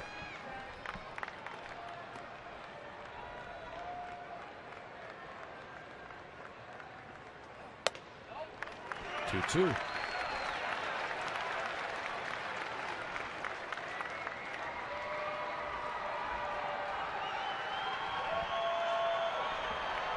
Diamondbacks trying to get back over 500 by rallying to win this game.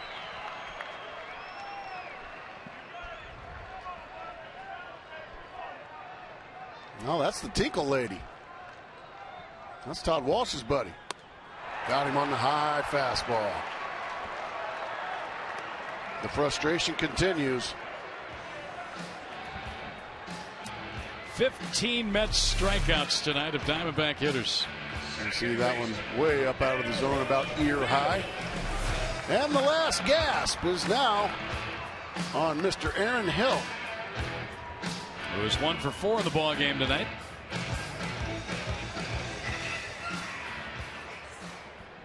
And that hit was a single back in the 3rd inning. We've seen a lot of that tonight. Frustration. Heading back to the dugout with strikeouts. Hill against Parnell with 2 out in the 9th and a runner on. I don't know about you, but I would love to see Kubel come up with a couple of guys on base. It would sure be good theater, wouldn't it? It sure would. Or how about he'll come up with nobody on, meaning Kubel coming up with nobody on, Hill having homered. Tie the game. Yeah. Hill's got 13 on the year, 45 RBIs, hitting .303.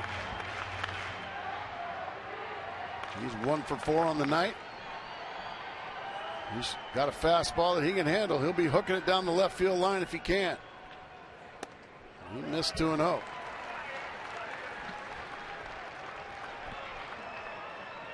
And that's what you do. These guys that are 2-pitch pitchers, when you get ahead, you turn them into 1-pitch pitchers. He is a fastball pitcher right now. Aaron Hill knows that. So he is going to be just leaning all over a fastball here if he gets it. He missed with it. Now it's getting exciting. Parnell going to take a walk, have a little talk with himself behind the mound.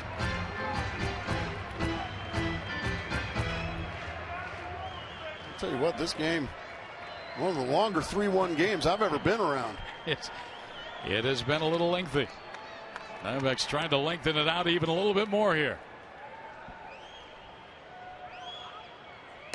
Here comes Kubel. Time runs on. You asked for it, Greg Schulte.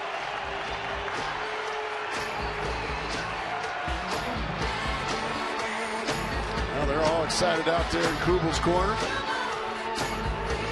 Yeah, now that's going to bring Cam Worthen out again. He's going to need to ice his hamstrings after this game. He's made so many trips to the mound. Brian Gorman, the home plate umpire, said, "Hey, Dan, I've seen enough of you out here." Well, if you're wondering about Jason Kubel, he's had 1 career walk-off home run. Now I got to stand up, don't we? Well, sure. Let's see what happens. Kubel against Parnell. Tyne runs on. He represents the potential winning run at the plate. And the Diamondback bullpen should be praised for even giving the Diamondbacks this opportunity tonight. They have put nothing but zeros on the board. Over 3 2/3 Over innings 3 aboard. 2/3, and that gives Jason Kubel this opportunity. And they put the shift on with Kubel up there. And a strike. Boy. Parnell gets ahead. What a pitch. What a pitch. Perfect pitch by Parnell there. Nothing Jason Kubel's going to do with that one. Outfield playing really deep. Hill carrying the Tyne run. Ooh, swing and a miss, strike two. Now the Diamondbacks down to a final strike in this game.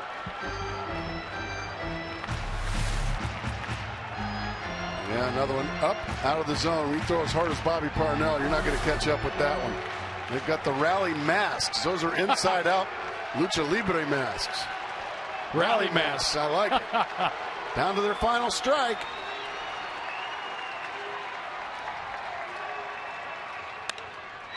Oh, that would have been interesting, wouldn't it? That may have tied the ball game up.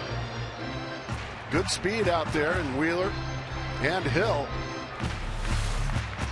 He takes this one right out of the catcher's mitt.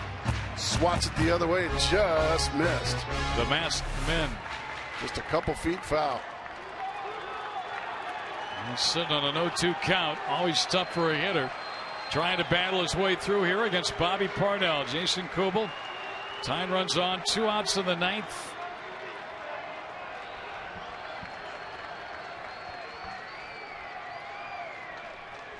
Here we go. Game over. Kubel knew it. Parnell strikes him out. The Mets strike first, giving the rookie Matt Harvey a win in his first big league start. And the Mets have now won 3 of 4 for the Diamondbacks this season. Post-game show with Todd and Joe coming your way next. Final again. Mets beat the Diamondbacks 3-1.